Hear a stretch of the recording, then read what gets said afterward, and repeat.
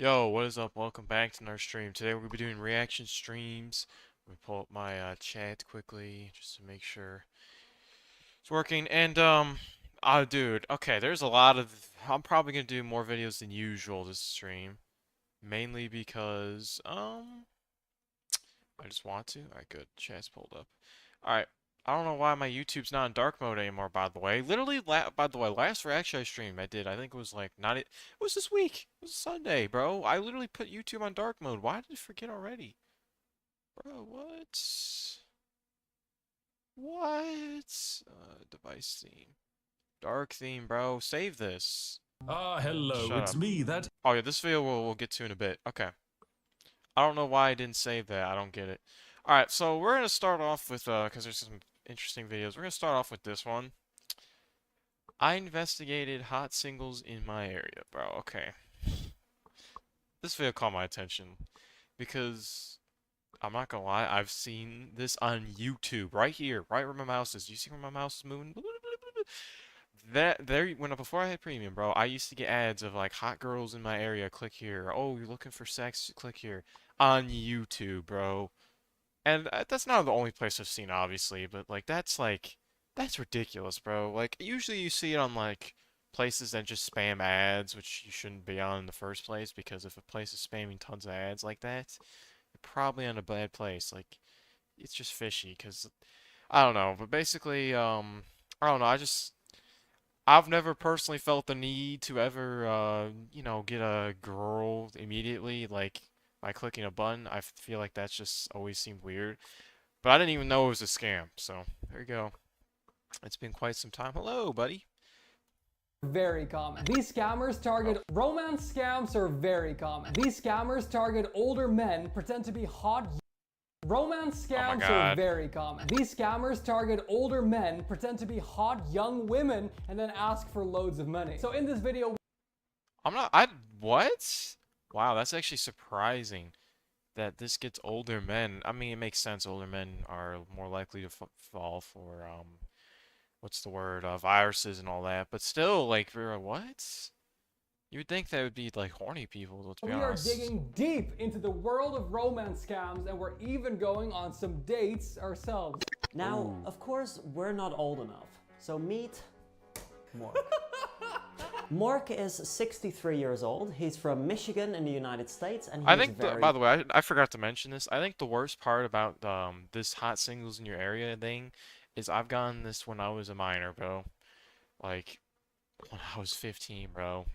And the reality is, it's like, dude, what's stopping a young kid from busting out their credit card and hopping in a car or getting a ride to somewhere to meet up a girl who's clearly an adult, and then, I mean, obviously this is a scam, so allegedly, so that's probably not even gonna happen. But even if it wasn't a scam, like, dude, that's weird. There's no like way to make that normalized or legal.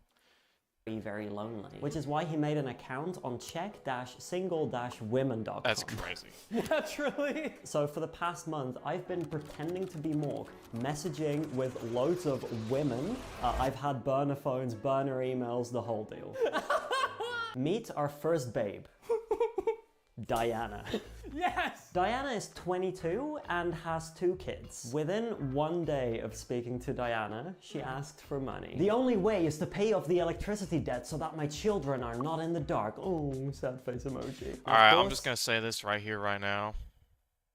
You should never ever give money to anyone that's not your best friend or immediate family. Basically, never give money to people that you do not have an intense relationship with, or like, like you trust each other well.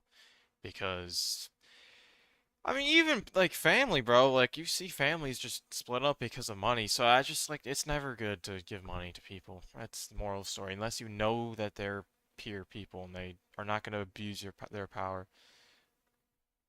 Not even immediate family can be trusted. That's true. I mean, if you really think about it, it's like if you really think about it, a lot of people seem to think that like family is like has to be love, like there has to be a relationship there.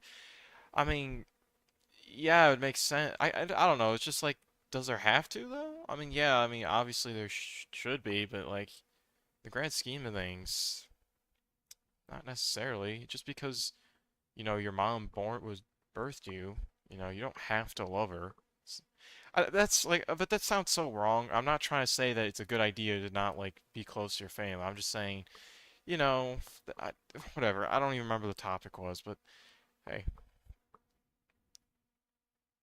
they can be easily faked. What are you talking about? Mork wanted proof. Diana sent proof. She sent Mork an email that she got from Energy, the energy company. Here's where she fucked up. Okay. She included the email address from Energy in a screenshot. Now, I reached out to Energy. You did? That's crazy. I would like to confirm that this is not an email address used for communication with customers of Energy. So she faked it? Yeah, can you believe it? Because I can. Mork fully bought into this. He did need her address to send her money. No, she sent it? She lives on unnamed street 5119. Okay, dude. Okay, there's no way people actually follow this. Imagine being told I live on X Street, bro. Like, that's not real. That's obviously fake. I'm not even surprised. Yeah. Diana's not the only girl Mork's been speaking to. This is Mia. Yes. She's 19. She lives 3 doors down from Diana. What? What a coincidence! But this is weird though, because it's not the same address. No. But it's the same building. I think our first order of business is to go check out this street. Here's the plan. We have driven over to the Czech Republic. And we're currently. Oh, by the way, I don't think it. By the way, I don't think that when they said X Street, I think they're just not saying the street name. I'm stupid. I know someone's gonna comment that eventually. If they, whatever. So Mork is now going to text Diana and ask her like, hey, I'm coming to visit you, right? Can you send me a picture of the outside of your house? And then hopefully Diana is gonna come out of her house and we can actually verify that she's real. I'm a little worried about one thing. What? We're in a bright orange car with a Netherlands license plate. And you are wearing a bright pink hoodie. Yeah, that's also. We are very covert. My baby, hello, are you there? I'm coming to visit soon. Can you send a picture of the outside of your building? She's seen it. Instant red. I'm actually so worried. Well, I'm not going out now. What are you saying? Oh, just basic manipulation tactics. My baby, I need a picture now. You want the I hate my baby, bro. This is like, dude, and the sad reality is, you know, this is obviously weird. I think this is weird because it's like, dude, you don't even know this person, you're sending them money. The worst part is there's people who get into relationships like this, where it's all about the money. Like, oh, if you don't give me my money, I'm not going to do it with you this week. Like, what? And but the worst part is people do this to random strangers. This is just a random person, bro. They didn't even meet in person, and they're giving money. Like, that's ridiculous. Mom used to be online date a guy claiming to be French and like a Navy SEAL and something. That's a red flag. Navy SEAL and French. Okay. Wait, am I stupid? Okay, I shouldn't say, I don't know, because I thought, never mind. Oh, he only realized he wasn't real when he asked for $100 worth of iTunes gift cards. That's weird, yeah. I mean, commonly, most scammers, from what I understand, ask for gift cards. So if someone you're talking to online asks for gift cards, most likely they're a scammer, but you can't guarantee that. money, yes? A month long of you talking to these people has come down to this. Yeah. We have a picture. Of the house? Well, she's taken it from a window. Oh my god, those are the cars that are there. Bluish car, red car, bluish car. That's behind us. That's right behind us. That's right behind us. That's right behind us. The picture was just taken right behind us. What? Oh, Now that's... we know I don't know. I'd the be person unsettled. is actually here. by that. What we don't know is whether it is Diana or... Some dude? Yeah. The person is right next to the gross looking satellite dish. I'm responding saying, my love, I need to see the whole building. Then I know it is the right one. There is someone coming out. Oh, Okay, wow. look, if this technique isn't working, at some point we got a ding-dong ditch. Alright, should we move the car? See ya. Oh gosh. Oh Jasper. Bro's gonna ding dong ditch a scammer. Okay, I'm looking for the right surname here. Thanks, Elon Musk. God, I hope he gets some. Tesla, dude? A What? door opens. There's a dude. Okay, just saying, but that man right behind me, he wandered out. I'm leaving now. Okay. That is actually so. It's an old man that's. Oh my god. I don't know. Something about that's just creepy. Like, what is an old man doing?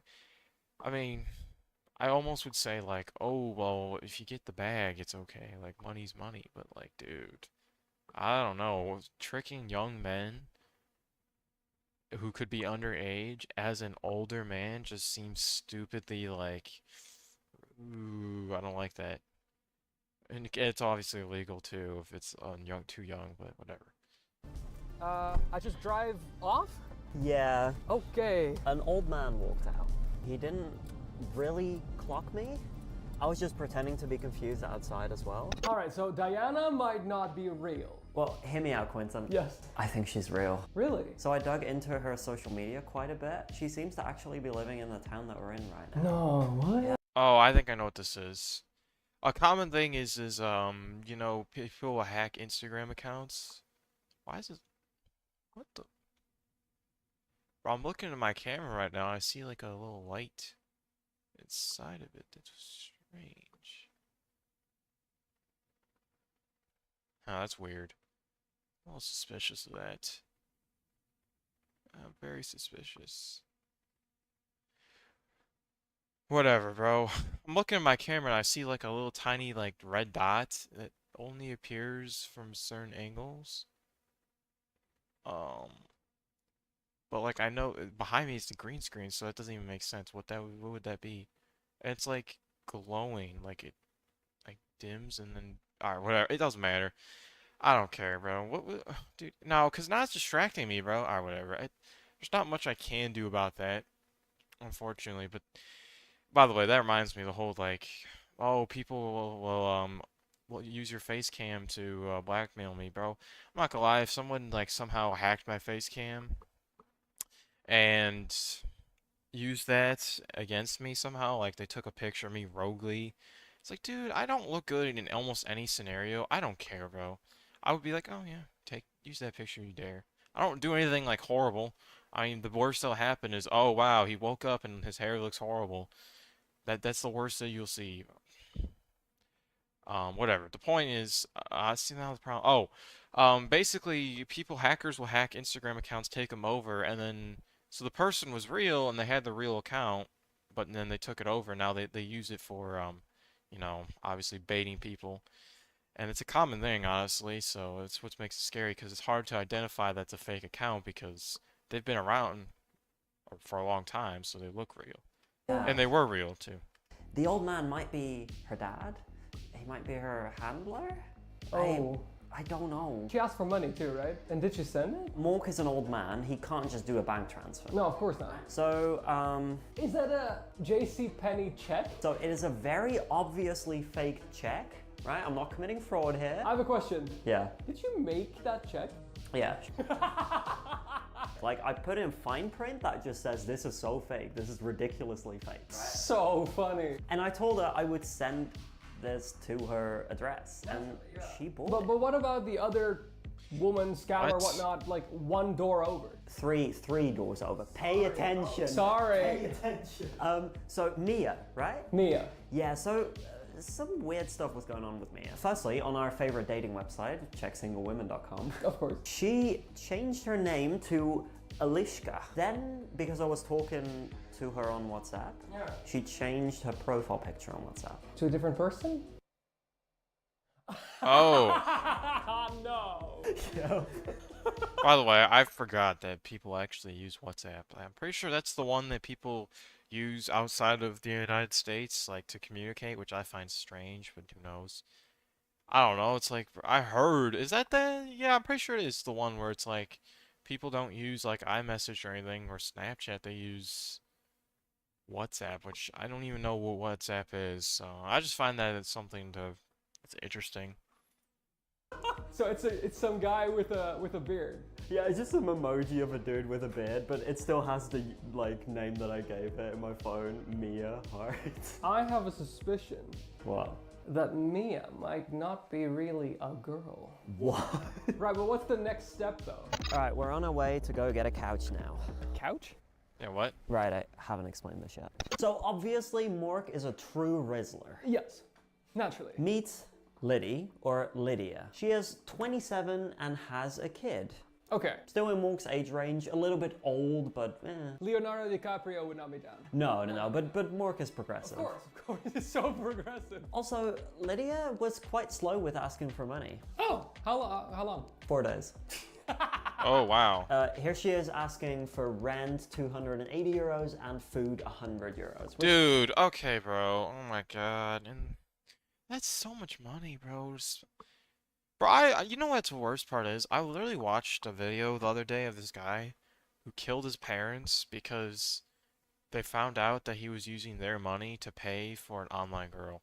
And the worst part is this guy, and this is the same scenario like this where he literally, all he did was meet this girl online, and every time they wanted to hang out online, he'd pay her. Like, that's a real scenario, and that proves that the people actually would do this. There's people out there who pay for supposedly the food. And the worst part is this is one person. They probably have multiple people they're talking to at the same time, which obviously it's a good scam because it works effectively against these men who are stupid and just want I don't know what they've wrong with their minds, but they're weird. Um, Frankly, they deserve it, but like, well, I don't know. Do they deserve it? Yeah, no. If you're paying for some online girl's food and electricity bills and you've never met them in person, yeah, you probably deserve to lose your money. I'm not gonna lie. There's not much I could say that would justify like, hey, that's okay. No, there's not. No, you're stupid. Honestly, it's not as much as the other scammers ask No. me. Now, here's the thing about Lydia. She's a little bit weird in her communication. Love, I'm watching the dog. He had an epileptic seizure. Bro, what? I mean, I laugh because probably not. But... No, I hope the dog is okay, but like, what? Another strange thing she did was send me her credit card details. We What? have her name, we have the card number, we have expiry date, security code, and the address of the card. Wait, but that means she's real? Because you can't like have a fake name on a credit Yeah, card, right? yeah, but also, Oh. why did she send this? Like, she sent it when she was That's- asking for money. But also, the address on here did not match the address that Lydia sent to Mork. Right. So, Also, they say that you can't fake your identity for a credit card. Isn't there cases of like men who just like became like a fake like they just decided to like completely like make up their own well by the way, I'm talking back in the day, not currently, but like wasn't there cases of like men who just got away with like completely changing their identity to a fake identity and because they committed like felonies and no one knew? I don't know. I don't know if that's still a thing. I know it was a thing like not even that long ago, like 40 years ago. Who knows? So I reverse image searched one of her profile pictures and found this Facebook profile. okay. One friend. Oh, so it's fake. One friend, which was weird. Yeah. But then I went to that one friend's profile and searched Lydia's surname in her friends. Here's what I found. Wait, they're all a Oh, slide... this is what's so creepy to me. I'm not gonna lie, this is what's creepy about the internet. Like, it's like for example, Instagram, specifically, right? You have if you have a public account, now even a private account, you could see who's following who. So the reason why it's creepy to me is because you can do so much like investigative journalism, I guess I'll call it, where if you want to like dig up as much information as possible or get a bunch of like weird stuff about them, just check out their Instagram, check who they're following, check every single photo everyone who's following that person is posting. Maybe the picture of them will be on there. Like, it's just like, dude, that's so weird. I like all it takes is some weirdo to just like stalk you and I don't know, just can like look at everything you post and it's like, no, it's so I don't know. The reason why I say that is because like, dude, sometimes you don't realize it, but the information about your life there's a lot more information about you than you know because of friends and whatnot post things. Um, I don't know. It's just cause it's like, look at this. He's looking through what this one person's friends, and then they're looking through all of these, and then they find the person from there. Like, dude, that's crazy. And like, I guarantee no one knew that. Like, no one was thinking about that at all. Worst part on Instagram is if your account's private, you could still see who's following, like what the person's following and who follows them. That's the worst part. So, technically, if you have your account private and you follow someone who has, and they follows like, well, let's think of how it works. If they're following like their friend who has a public account who posts pictures and they have one picture with that person, now you have a picture of that person who's public when they want their self to be private. That's explained so horribly, but you get the point. Different version of Lydia. Yes, that's Lydia. That's Lydia. I think this is Lydia. I think this is Lydia, and I think that is Lydia. Oh. Oh, well, that was okay. not what I was The expecting. main Facebook profile that she seems to be using 5,000 followers. has 5,000 followers. The main thing she posts are just like boomer Facebook slop, but also she is thirsting for her nephew here. Another thing she posted on this Facebook account was a listing for, The couch. it's a couch. She's selling the. Oh, Yeah. Jasper. I got a Czech burner phone number. See, that's what I'm talking about here. Like, dude, the amount of information you got off of just finding out that this person's followed by one person. Like, that's ridiculous. It just shows you gotta be very cautious about what, like, not only what you're posting, but also who you follow, who you choose to, like, promote and on your social media, because people can find out information that you might not want them to find out. Registered on the website to reply, which was needed for this. Yeah. And then we got a response. Good, yes, you can come and see tomorrow, please. And then she gave her address, which again is the real address that she sent Mork as well, and not the one on the credit card. So tomorrow morning, we're gonna go check out that couch. This is terrifying. I'm so excited. I'm not gonna lie, that guy's overdoing it with his acting. I don't know if it's acting, but like, dude, get out of here. You're just, it's like, it feels fake. Ugh, get out of here. Okay, now we're actually on our way to go pick up this couch. I'd be so nervous. Are you excited to meet Lydia? I'm actually so scared. Just to be clear, I have again done extensive research on this person, and I do believe that she actually exists. There's video evidence of her existing in this town that we are in right now. So now it's just fingers crossed we don't get. Yeah, but who's the old man? Yeah, I mean, quite. This is the building.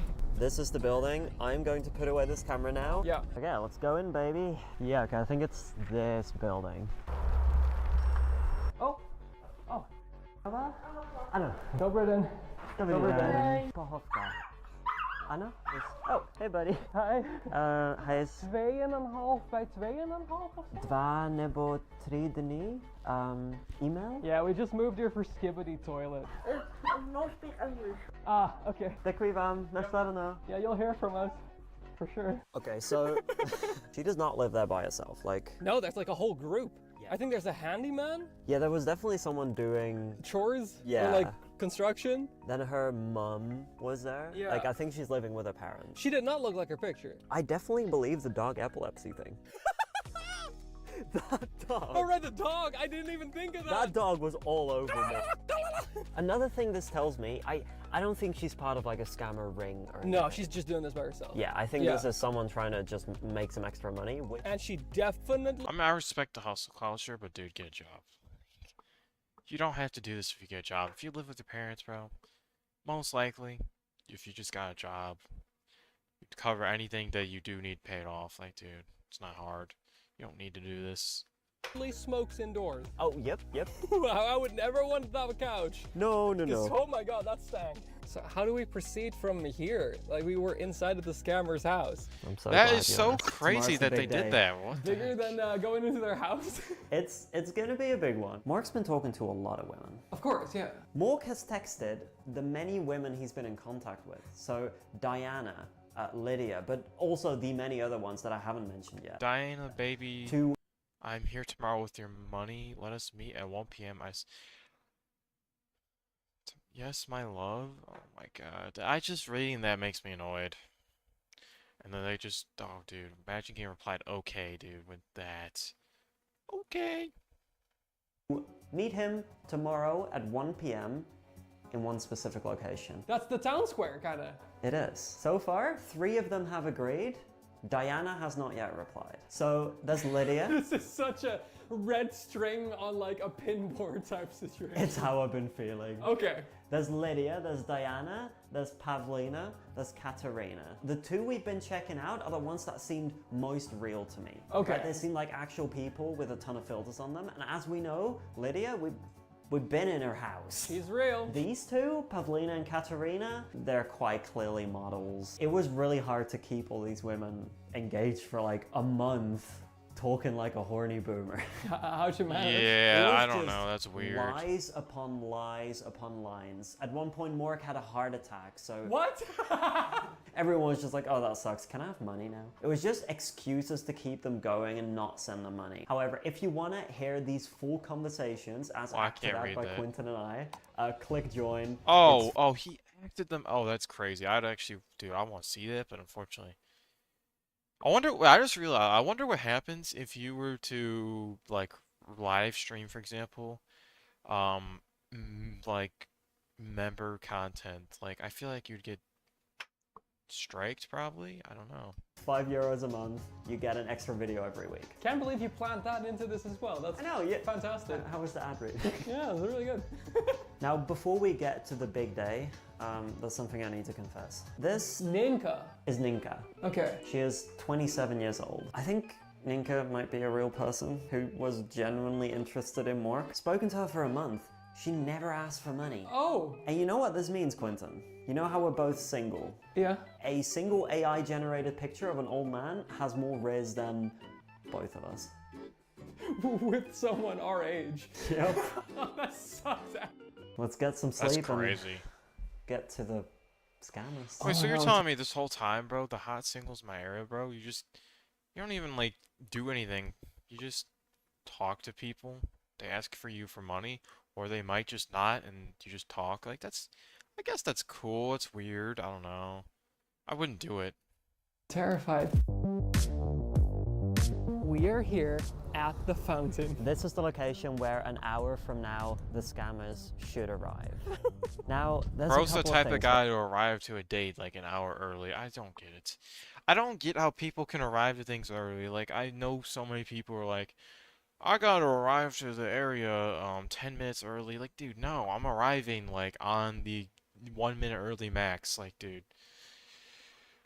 you know the motto, oh, 10 minutes early is on time and on time is late. How? Like, dude, I hate these people, bro. No, I'm not saying these people in the video. I'm just saying I hate those people because like they're the type of people who like cause everyone around them to have to be leaving early for something that you don't need to be early to. When you're in a family like that, ugh. It's not that bad, but it's still annoying. Oh, what did I just press? Oh, what? Get out of here. Oh, I've turned on, wait, what? What button did I press to turn on subtitles? Oh no. The hotkey for it, apparently. right? Firstly, who's gonna show up? I don't know. For any romance scammer dedicated enough to come to a fountain to meet Mork, I think they deserve a little bit. Of many.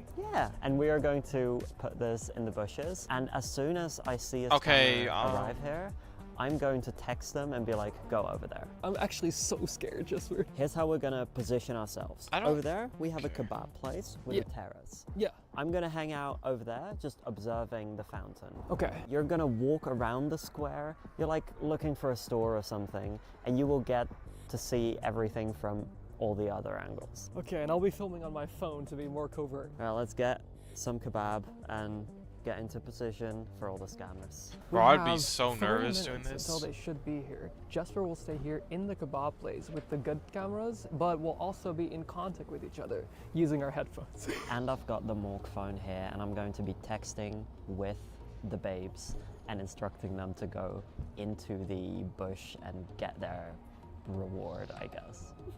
Who's gonna show up? What's gonna happen? I don't know. See you, babe. See ya. Holy, I think she's here. I think I'm seeing her. So Lydia just told me that she's here. Yeah, Oh, so it's a she is. guy. No, she's for sure here, but her mom is not, and she's looking straight at me. Is her kid there as well? There is a child, yes. Wow, okay, because we didn't see Oh, the wait, kid no. in the apartment yesterday. So, No, I guess that part is true. Yeah, no, she brought her child. She brought her daughter. Man, Oh, I that's almost feel weird. bad because this is probably someone who doesn't know how to make money any other way, you know? Yeah, I get you. Like, yeah, she would milk someone dry for their money, but also almost fair enough, you know? It's funny how she and I are the only ones in pink in this entire place. Okay, that is Well, really I'm confused funny who because she Lydia is just now. texted Morg saying, okay, I'm waiting, I've got a pink sweatshirt here. I think it is time to tell the first one to show up about the stash. Yeah. Okay, baby, you can look in the nice plants. The bush there is your money. Dude, Oh, okay, dude. Like, imagine being this person and seeing that. That's like, that sends out red flags. You shouldn't. Oh my god. Hiding money in public is crazy, bro. That is ridiculous. Like, oh my She's god. doing it. so I'm telling her, in there is a white box. Oh, yeah, it's just not thing. She's going. We're giving a scammer what they want, which is money. She Wow. has found it, Quentin. I am now sending her a thumbs up and I'm blocking. Diana, is she there? I don't think so. Oh, Okay, so the they winner- sent every. Oh my god, they sent them all to the same place? Wow. Of the scammer race is Lydia. Shout out to Lydia. However, Pavlina has not responded. Oh. Diana will be here in about 10 minutes. Will she? I don't know. Update on Diana? She'll be here in 30 minutes. 30. God damn. We're currently waiting for Diana, if she shows at all, whoever she is. We'll be here waiting with cameras. Oh, there's a woman and a child again coming this way. Diana has 2 children. It's a woman behind you and it should be about this exact time. Zij is zeer zeker waarschijnlijk de persoon waar we naar op zoek zijn. Ik denk het ook. You want a different pose? Dit is zij sowieso, toch? Neem ik aan. Oh, als je erover... Ik ben er vrij zeker van wel. Ik What? moet- What are they doing? What? Why are they being super obvious? Oh, there's so many things wrong. Like, oh my god. It's just. Why would you take your child with you to this area, bro? I guess that makes sense, actually. Why would you leave your child at home? Yeah, actually, now that I think about it, I kind of forgot. That's still weird, though. Like, you're meeting up with someone and you're, like, bringing your child with them. It's your first time meeting them in person. Don't you think that's a little strange? Oh my god. moet het nog even ietsje dichterbij zien. Hi, sorry. Do you speak English? Little. Okay, cool. What is your name, if I can ask? Diana. Diana. Nice to meet you. And why are you here today? Nothing. Nothing? Okay. All right. What a twist. That was her? That was her. 100%. Now, one thing I didn't show that much about her, she was very, very aggressive in her texting. Really? Yeah, which is why I was so excited to actually speak to this person. She that I've been- seems actually very sweet. She seemed What? really nice. So Yeah. it's confusing. So but- we should not feel bad about her? No. Some of these people clearly aren't real. You know, I'm sick or I'm a supermodel, but I couldn't come to meet you. Yeah, those are all fake. I think the real interesting stuff is people like Diana and Lydia. They just do this as a sort of job. I get it. You know, if you want to scam anyone, go scam rich old man. It's been over a month of pretending to be a horny boomer. I'm ready to move on to the next video, Quentin. Wow. That doesn't really answer my question, though, of what happens when you click on those people who are saying, looking for sex, or, hey, I want sex. 'Cause I've gotten those ads on YouTube as well. I'm not even kidding. You know, we'll be like, hey, like, click here to have sex now. Looking for a hot man. Does the same thing happen? I don't know. Wonder how that works. Investigate hotel scams. Okay, so this guy just makes a ton of videos apparently. I mean, I don't know. I I think the scammers are obviously in the wrong, but at the same time, this is what I say, when it's an obvious scam and you don't have common sense and you fall for it, I'm not going to sit there and feel bad for anyone who falls for a scam unless they are just like they have like a mental disorder. That's different, but like I don't know. It's just surprising that they think this is for old men, because like, is it really? I don't see old men doing this, but who really knows?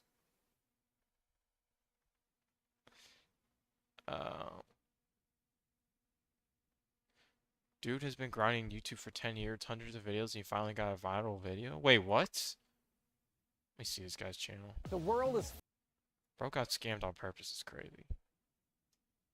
Wait. Oh, wow. Oh, wow. Wow.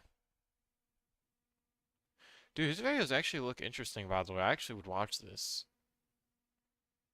Like, dude, like, he's got, like, actually good, like, thumbnails, and, dude, yeah.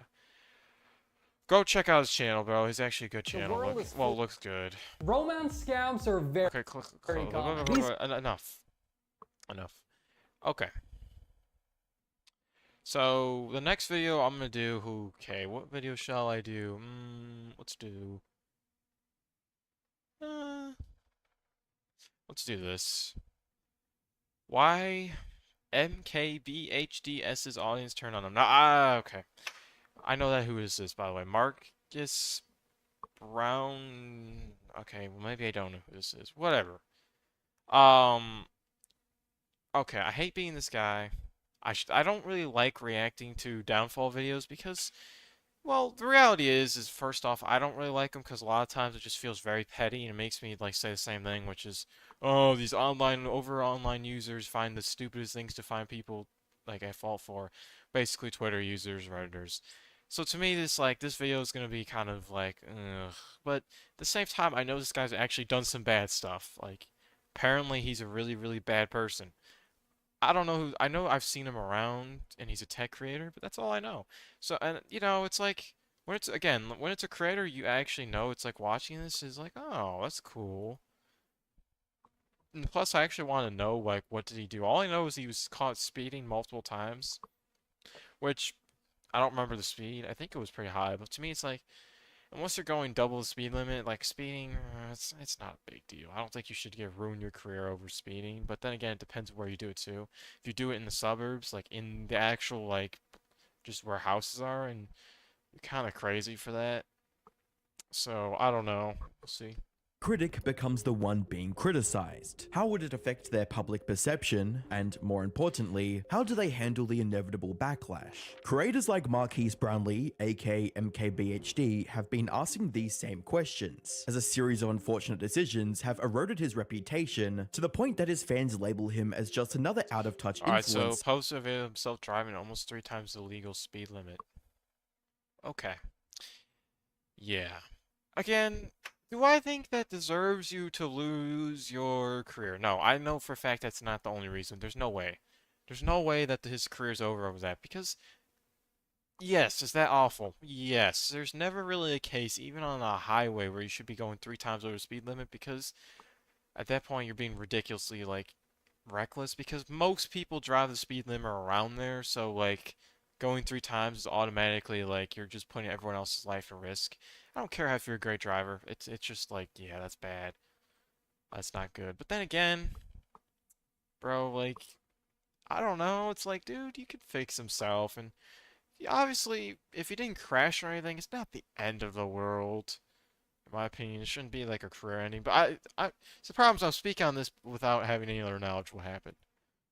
And ruthlessly mock him in the comments. Got here faster than Marquise driving. 2024 really picked up speed towards the end, huh? Props to Marquise for not pulling a Mr. Beast and deleting all the comments making fun of him. Hi, I'm the Internet Anarchist. I create weekly YouTube documentaries, and today we'll explore the recent controversies driving a wedge between YouTube legend MKBHD and his once Wait. controversies driving a No, wedge no, stop. Pause when I want YouTube it to pause. documentaries, and today we'll Mr. Beast versus coffee situation still gets worse?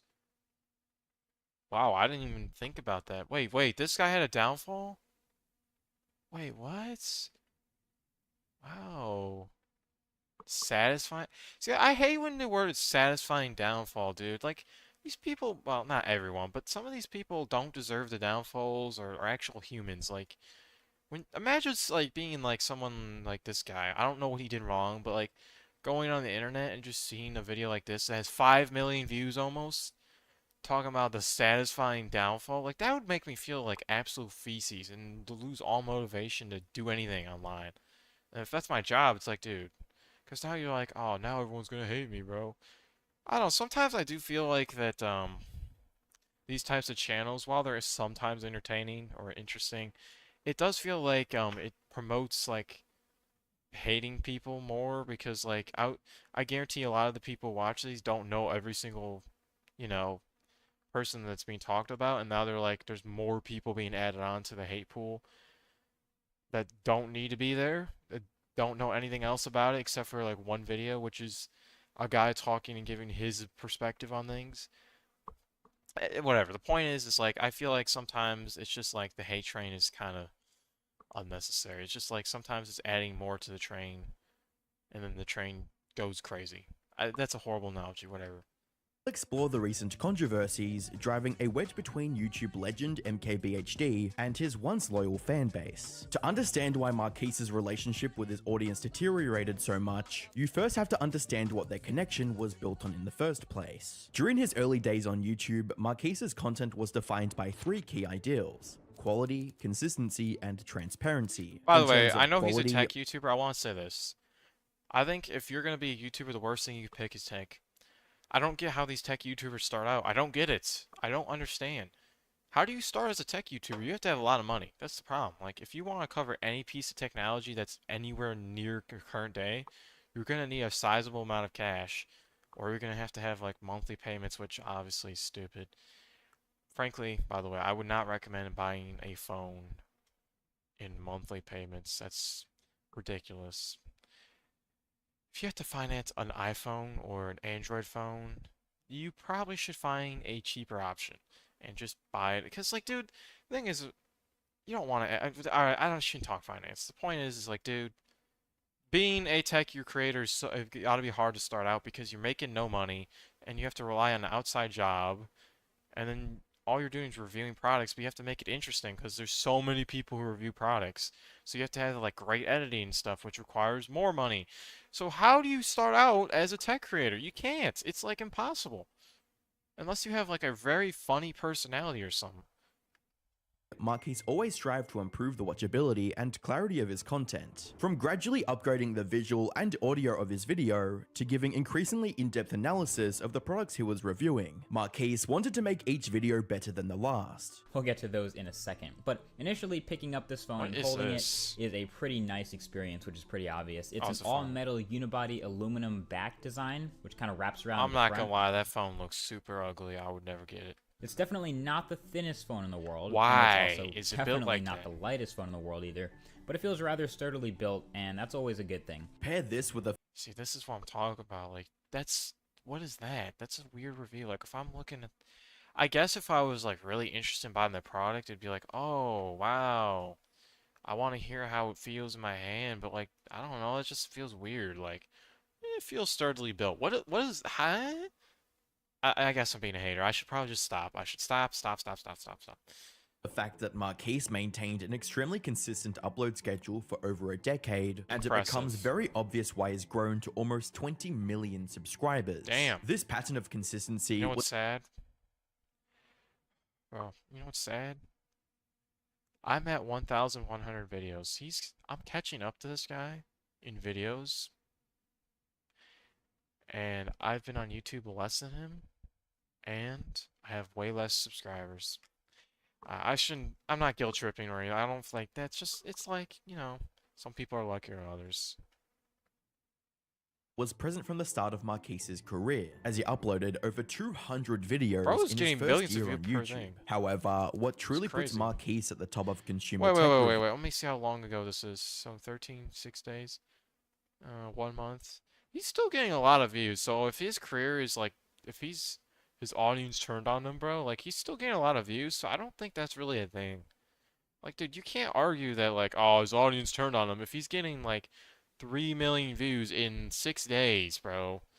And it's recent too. It's a recent video. So like, I don't in his know. first year on YouTube. This title's However, misleading. what truly puts Marquise at the top of consumer tech reviews is his unusual levels of transparency when covering products or handling sponsorships. When it comes to consumer tech reviews on YouTube, viewers typically gravitate towards creators who are completely honest about a product's quality and functionality. In Marquise's case, he'd built such a strong reputation for unbiased coverage that fans naturally regarded his opinion very highly. A good example of this was with the infamous Escobar Fold phone, whose negative qualities were glossed over by other tech reviewers, but faced a more critical perspective from MKBHD. I'm a tech reviewer, so I'm typically It's a just crazy focusing shirt, on. I'm not gonna lie. What would you do if you saw a man, like, you're just walking in, like, I don't know, you go to McDonald's, you look at a guy and he's wearing a keyboard on a shirt. What would you think? Like, dude, that's weird. I don't know. It's a crazy shirt, dude. To be fair, I also wear crazy shirts, so I can't really complain too much because, frankly, I'm weird. I have a Diddy shirt, bro. Like, dude, I'm cooked. Yeah, so I fall in the same category. Oh shoot, I forgot what else I was gonna say.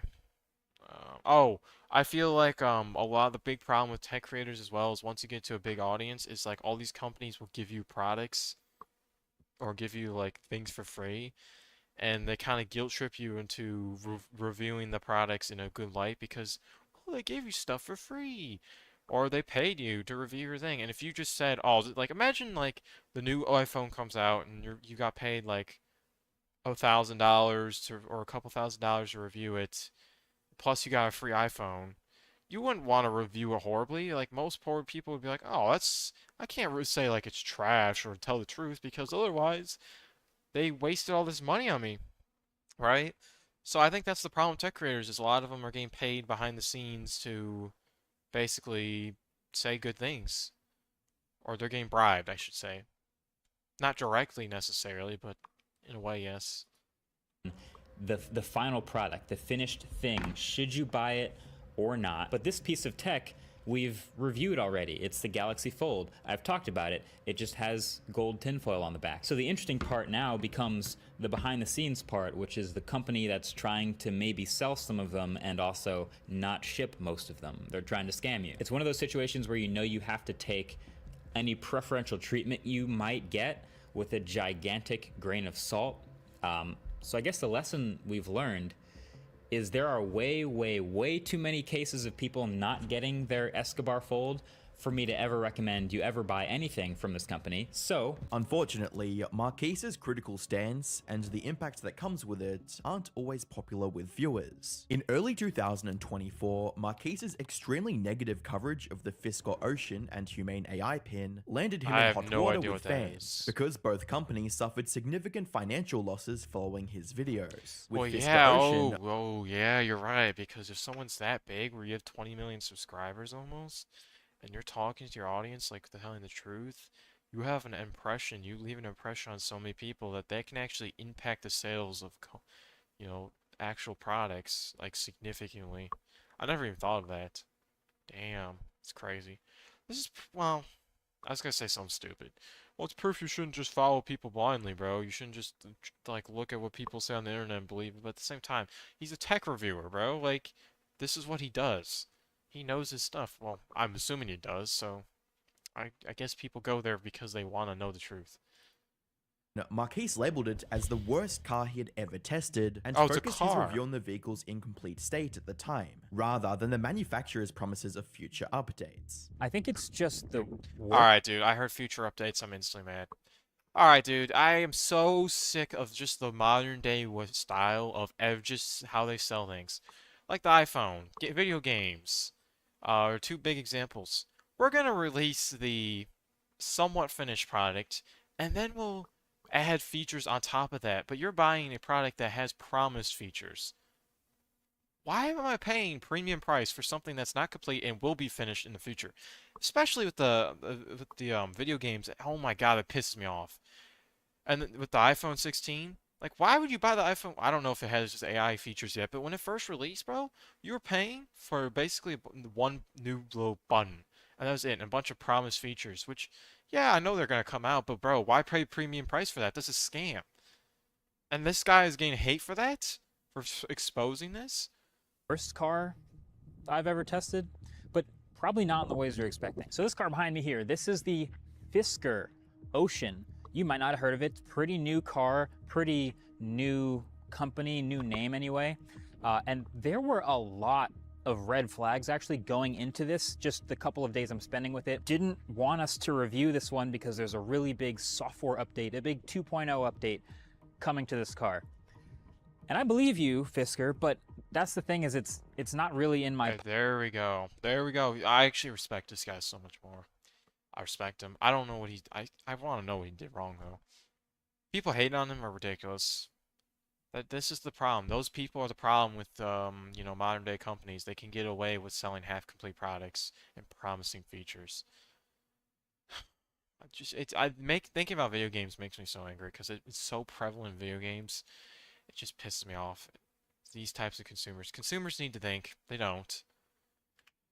Policy to wait on promised future software updates. I'm gonna review the car that's out now, that real buyers are actually living with. While Marquis appreciated the car's design philosophy, he highlighted obvious bugs in its software, infotainment features, and build quality. Ultimately, he concluded that the car needs much more improvement before being considered as a finished product. That's the thing about these electric cars is they're connected to the internet, they're computers on wheels, they can improve over time.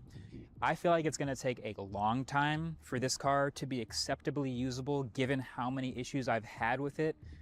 But I'm rooting for it only because competition is good and the fundamentals are solid. Even though Marquis wasn't the only one to review the Fisker Ocean negatively, fans of the startup considered his take too negative and blamed him for the company's stock price going down. Some vehicle owners even made whole videos discussing Marquis's coverage and their own hands-on experience with the vehicle.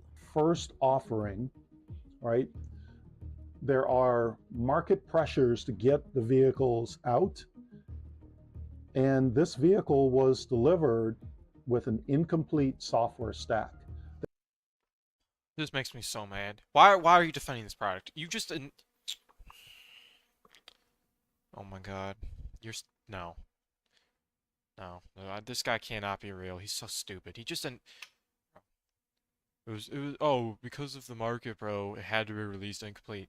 Why are you selling the product? That we see improving here over time. The last 3 months as an owner, I can attest to seeing Why is the audio not linked up? What?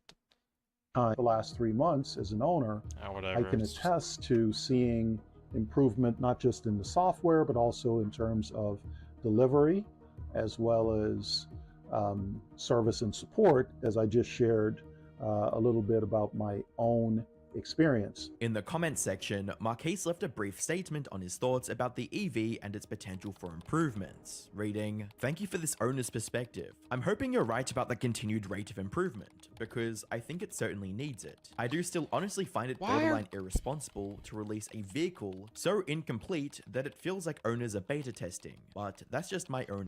I knew this was gonna happen. I knew I was gonna get mad. This is why I hate watching these videos and reacting to them. I get mad.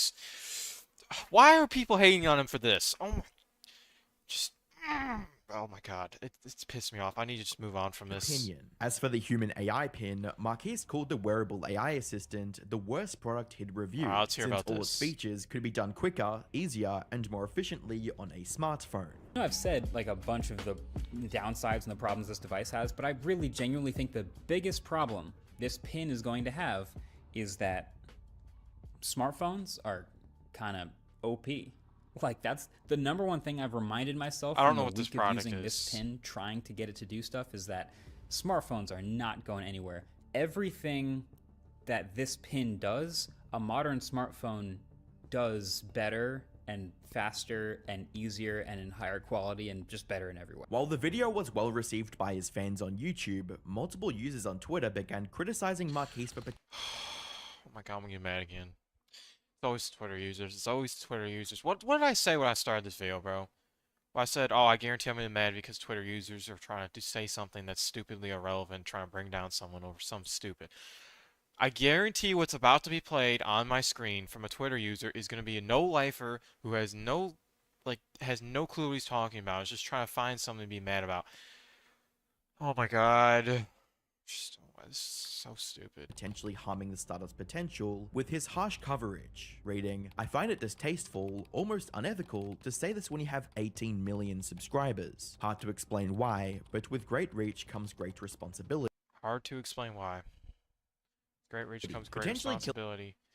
Bro, he's just giving his opinion. I hate to be that guy. I get that, like, giving your opinion when you have so many subscribers is bad, but when you're telling what you truly think, and that's what people are there for, it's honestly better to be a man who actually tells what he truly thinks than being a fake guy who just says what everyone else says or sticks to what they're told to say in the script.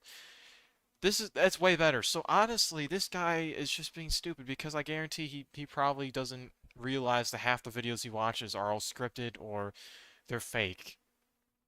Like, oh my god.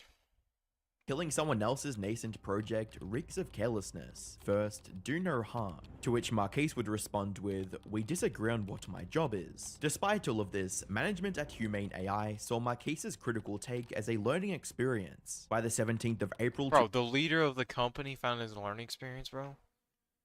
Why? Why are you? Oh my god. So this Twitter user, bro, is literally just fighting over nothing. If the company's fine with it, why are you fighting? Why? Whatever, it doesn't matter. So far, like usual, this guy doesn't seem bad. Like 90% of the times I watch these videos of the downfall, bro, it's like completely overreactions and dumb stuff that are just not relevant or I don't think are even good enough to end a career. I don't know. Do bad reviews kill companies? It's a good video. 2024, Marquise would upload a video responding to both situations and present the viewers with the question of whether or not bad reviews kill companies. Discourse lately on this topic, there will be, some negative reviews, and then a company will eventually go out of business, and then the internet poses the question, do bad reviews kill companies? Do bad reviews kill companies? I think yes and no. I think yes and no.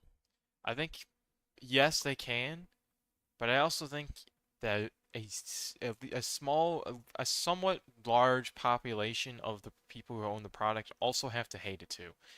It's not like one review comes out or a bunch of reviews come out and they're all negative that it means that like, oh, the company's over. No, because if all the other consumers, don't think that and they still like the product, then it doesn't matter. It's when there's bad reviews and people who actually own the product who don't review, who also dislike it, that's when you have a problem. Or do bad products kill companies? Well, yeah, that's true too. I do have a lot of thoughts. Marquise would make the argument that the validity of a review solely depends on how honest the reviewer is when conveying their experience with the product, regardless of whether it's good or bad. Well, I think the thing about a review also is it has to be from someone with experience, who knows what they're talking about, who knows what they're looking for, right? If a guy is reviewing a car for the first time and he just turned 16 so he can legally drive, and he only knows some stuff about cars, why would you trust him in a review, right? It doesn't matter if he's being honest. Like, what? The whole honest thing, yeah, it's a good policy, but you also have to look at it from experience as well. For a second, what is a review? A little pet peeve of mine is I think people misuse or overuse that word a lot, but a review is just somebody uses a product and then just delivers their impressions on whether they think it's any good or not, how well it actually worked, and if their honest opinion is if it's good, then that's the review. If it's bad, that's the review. That's basically it. But the thing about reviews is if they're not honest, then they're basically useless. To illustrate his true, point, that's true. Marquise would share an example of when his harsh but honest feedback on a Razer gaming phone positively impacted the company's future releases. And I remember the vibration motor was horrible, and I remember calling it out. I remember saying this. Also, the vibration motor in this phone, trash. Straight trash. I'm gonna call myself so you can hear this. Dude, oh my god. That's obnoxious. Just one of the worst. I'm not gonna lie, I think vibrations are annoying. I don't know why anyone would ever put their phone in vibration mode. Like, it's like, yeah, if someone's calling you, it's good to know, but at the same time, like, dude, vibrations is literally worse, in my opinion, than having a ringtone on. In most settings, like, that a ringtone's bad, vibrations is probably equally worse because it's so obnoxious in most phones, in my opinion. Like, seriously, vibrations, like, you could feel the shaking sometimes from across like a small room, you could feel that. It might sound ridiculous, but I swear that's true. I swear. Vibration motors I've ever experienced in a new phone. Fast forward a year, right? I'm at a briefing. It's in New York City. It's for the Razer Phone 2. The guy turns to me and he says, "And Marquez, you gotta try the new vibration motor in this phone." And it's such a niche thing, but sure enough, I try it. and it's way better. In addition to this, Marquise would point out how both Humane and Fisker were already being poorly reviewed by other tech channels long before his coverage. He even stated that if everyone was honestly reviewing the same product, then everyone's experiences should be similar. I was not the only one to review the car, not even close. And so yes, the stock price did drop after my video. What was that? Oh my god. Wow. That is horrible, bro. It's not even, it's literally like, what is that? It's 8 cents and an eighth of a cent. So it's 8 and 8 tenths. Well, okay. 8 tenths. Well, yeah, that works, I think. Basically, it's 8 cents and a fraction. So basically 8 cents. Well, we can round up to 9. 9 cents is your stock worth? That's horrible. That is horrendous. Look at this graph.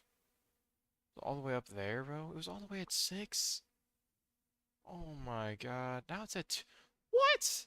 Is that 2 cents? Oh my god. It's horrible. But the stock was in free fall for many, many months before my video too. 100%. And if you zoom out on YouTube or in the car review space in general, I was far from the only person saying these things about the car for all of these months. Many other reviewers had been having a plethora of issues, even stuff that I didn't have with this thing. I feel like that might be the easiest way to tell if a review is honest or not. Like, we're all reviewing the same product, basically. If we all have the same thing, so we're all going to find a lot of the same things. We're all eventually going to have a lot of the same upsides, downsides. If there are issues, they may eventually surface. So yeah, The current state of both startups not only shows the impact of unbiased criticism when looking at a product, but also its necessity. YouTube reviewers are sometimes the first place potential customers learn about a product and decide whether to spend their hard-earned money on it. While creators like Marquis seemed comfortable dishing out harsh reviews, he was about to get a taste of what it's like to be on the receiving end of a bad what product did he do? launch. What did he By the do? 24th of September 2024, Marquis published a tweet announcing the release of his new wallpaper. Oh, I remember hearing about panels. this. I remember hearing something about the wallpapers were bad or something. I'm so pumped to be launching this app. People have asked where I get wallpapers forever, so this is the answer. Now and forever, panels. At first, fans were very optimistic about the application, since Marquise claimed it would feature handpicked art from other online creators. However, when digital art is involved, there's always the possibility of it being AI generated, and users 100%. weren't shy about expressing their concerns. Reading, "It feels a little late now, doesn't it? What's stopping me from asking AI to create a unique, high-quality wallpaper that no one else will have? I'm leaving the door open for you to prove me wrong. I hope to see a YouTube video showcasing your app, proving me, the skeptic, wrong." In response, Marquise would write, "These are all made by artists who can choose to involve AI or not in Oh, I remember this now. This is where, yeah, the artists were... Wait, no, I don't. I just remember something about artists didn't actually the make creation this. process. It'll be up to you how much you value the human touch." Over on YouTube, Marquis shared a few extra details about panels that would hopefully paint a clearer picture of what the application does, how much it costs, and how it will be improved in future updates. You guys have always been asking me where I get my wallpapers. Like, it's frequently the #1 suggested search result under my name, has been for years, so now we've That's put them crazy. all in one place. It's called Panels, and it's finally live in the App Store, both on iOS and on Android. Feels really good to be able to say that. So if you're wondering where the wallpaper on these phones in the review came from, I'm not gonna lie, those wallpapers are not it, but that's just my, that's the thing. Wallpapers are a preference, so that's just my opinion. I don't know. I'm a weird person when it comes to wallpapers. I don't usually have any good ones. Panels. If you're wondering where the wallpaper in the last video came from, Panels. Matter of fact, almost all of the wallpapers on the devices and in backgrounds you've seen in my videos for the past year have all come from Panels, which is pretty sick. And we have some pretty big plans for this thing. So it's starting off as a wallpaper app now. Do people actually, like, is it weird to have a picture of, like, someone you know or yourself as your phone background? Because I feel like most people find that weird. I've read that at least on the internet, like, oh, if you have a picture of yourself in your background on your phone, you're weird. Okay, well, I guess I'm weird. Should I show my phone background? Oh, whatever. I mean, let me clear my notifications. I mean, like, I don't know. I don't think that's that weird to have that as my background. Oh, it wasn't showing right. Hold on, let me get like this. Let me see if it's showing. It's a weird photo. It's like I feel like people will be like, "Oh, you're like what's the word? Narcissistic, narcissistic. Like, oh, you only care about yourself, bro." It's like, bro, it's a cool photo. I don't know. I just find I've always seen these videos like people judging other people's wallpapers. I don't get it. Like, dude, let people have their own preference. Now, I don't want to overpromise too much, but it's going to be pretty consistently improving over time, which is part of the reason why we're offering a subscription to support it. So go pick it Panels is free. Panels plus $50 a year. $50 a year is not. It's kind of offensive for a wallpaper app. I'm not gonna lie. But it's also like $50 a year. That's like not. That's not too awful. I mean, that's literally like 2 or 3 months of like most subscription services that people use. So it's like, I mean, dude, it's not that bad. up now. And also, While it's free. Panels seems like a good step forwards for the MKBHD brand, fans hated the idea of paying $50 a year for smartphone wallpapers, no matter how good the art Okay, was. wait, but he just said it's free, so I'm confused. With comments reading, "No one's paying $50 a year for a regular wallpaper app, lil bro. MKBHD graduated from the Apple School of Pricing. Yeah, I mean, yeah, MKBHD, that's never buy something for the promise of something it will do later. Also MKBHD. Oh my God, he's right though. Oh my God, actually, this is a guy who's smart. Okay, you're right, because he's saying, "Oh, I'm gonna promise features." Like he's saying, "Oh, there's gonna be more features, so you should buy it now." Like, why would those features not be there now, and then you'd have a product that's worth buying?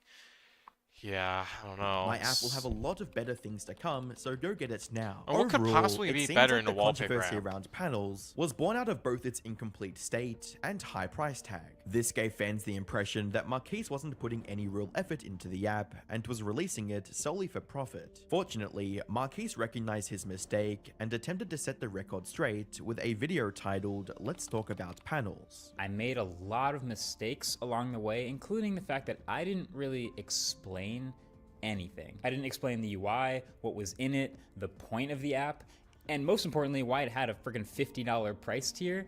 And so appropriately, the entire internet was very disappointed, and that's 100% on me. After reiterating his reasoning behind creating Panels, Marquise would recognize and address the issues with the app's initial pricing model, privacy concerns, and design. Even though Marquise promised better updates to the app's design, wallpaper offering, and functionality, he wanted people to download Panels for what it is today. Thing I keep saying, which is never buy a product based on the promise of future software updates. Buy it for what it is today. And I'm never going to stop preaching that. That is still extremely true. But Okay. the irony is not lost on me that I've also made a lot of references and promises about the future of this app in this video. So I'll still say, if you want to grab a wallpaper or download this app and check it out, get it for what it is today. Thankfully, viewers were equally as optimistic about Panels and felt that Marquise had Well, adequately my question is, what could you really add on to a wallpaper app? I don't know what exactly was missing because he says incomplete. First off, how do you release a wallpaper app with it's incomplete? Like, it's simple. You just add wallpapers. What could possibly be incomplete about it? I don't know. I don't get it. I mean, obviously, I don't have the full context, so it just doesn't make sense to me. address the issues with his product, with comments reading, "Masterclass in handling criticism and an apology. Messed up? Check. Accepted his mistake? Check. Apologized without excuses? Check. Reduced 85% of the costs? Check. Made it better? Check. I don't think he deserves any more hate after this. And he messed up and he realized it. You have to respect." Okay, so basically, from oh wow, that's crazy, bro. He's using. That's all code. Okay, whatever. him. While Marquise's apology over Panels would go down as one of the best in influencer history, he'd soon be forced to make another one following some extremely reckless activities on Is this gonna be the driving? Because now I'm ready. I'm interested to see that. Because that's where, with the driving, that's where I heard about like, yeah, this guy's evil. Because up to this point so far, I honestly don't have a reason to be like, oh yeah, he's evil, bro. Like I know about the driving, but I don't know much context about it. So. on Let's see. camera. On the 12th of November 2024, Marquise uploaded a video titled "How My Video Gear Is Changing," in which he was promoting an action camera that was sponsoring his channel. While the video was controversial for being an entirely sponsored video for another GoPro type company, being packaged as a genuine video about his gear changing, that wouldn't be what made this video so infamous. Around 7 minutes in, Marquise would showcase a clip of him accelerating a Lamborghini to over 96 miles per hour in a 35 mile per hour zone. Although Marquise would have Oh, I didn't even look at the. Is this? Bro, why? Why would you speed up it when there's a car in front of you? Oh, whatever. Although Marquise would eventually cut out that clip due to criticism, the damage was already done, as the video would receive over 120,000 dislikes and a furious comment section, reading, "Editing out the crime does not make it disappear." Yeah, I'm The not gonna second lie, dude. It's never a good idea to just edit out that. Like, I'm gonna be honest. Yes, going 3 times the speed limit, like I said in the beginning, is bad, but like, I don't know if that's like. I don't know if that's really deserves everyone to hate on him. I guess it's good to like to check him, like, hey, make sure you're not speeding. But like, also when him editing it out though is actually just weird. I never understood why people edit out things that like was wrong. It's like, dude, just keep it in the video. Who cares, bro? Like, the reality is like editing it out makes you appear a lot more guilty than you might want to look like. time being flamed by the comments in 1 year, damn, it's getting serious. As well as 96 miles per hour in a school zone. Oh, Dude, it's a what- school zone. See, I didn't know that. Oh my god. Do we know that's a school zone? Yeah, it's over, bro. It's over. I mean, it didn't even look like a school zone because there's just forest on both sides, but whatever. It's like, dude, that's ridiculous. I mean, there's a reason why school zones are slow because, bro, there's kids. I mean, it's not guaranteed there's gonna be kids, but most hours of the day on weekdays, bro, yeah, there's gonna be kids at some point. What the hell? To quell the backlash, Marquise would release an apology on Twitter that read, "There was a clip with the action cam of me test driving a car and going way too fast. Absolutely inexcusable and dangerous. I don't like that. Absolutely unexcusable. It's like, if it's unexcusable, then why did you do it? It's because you don't actually care.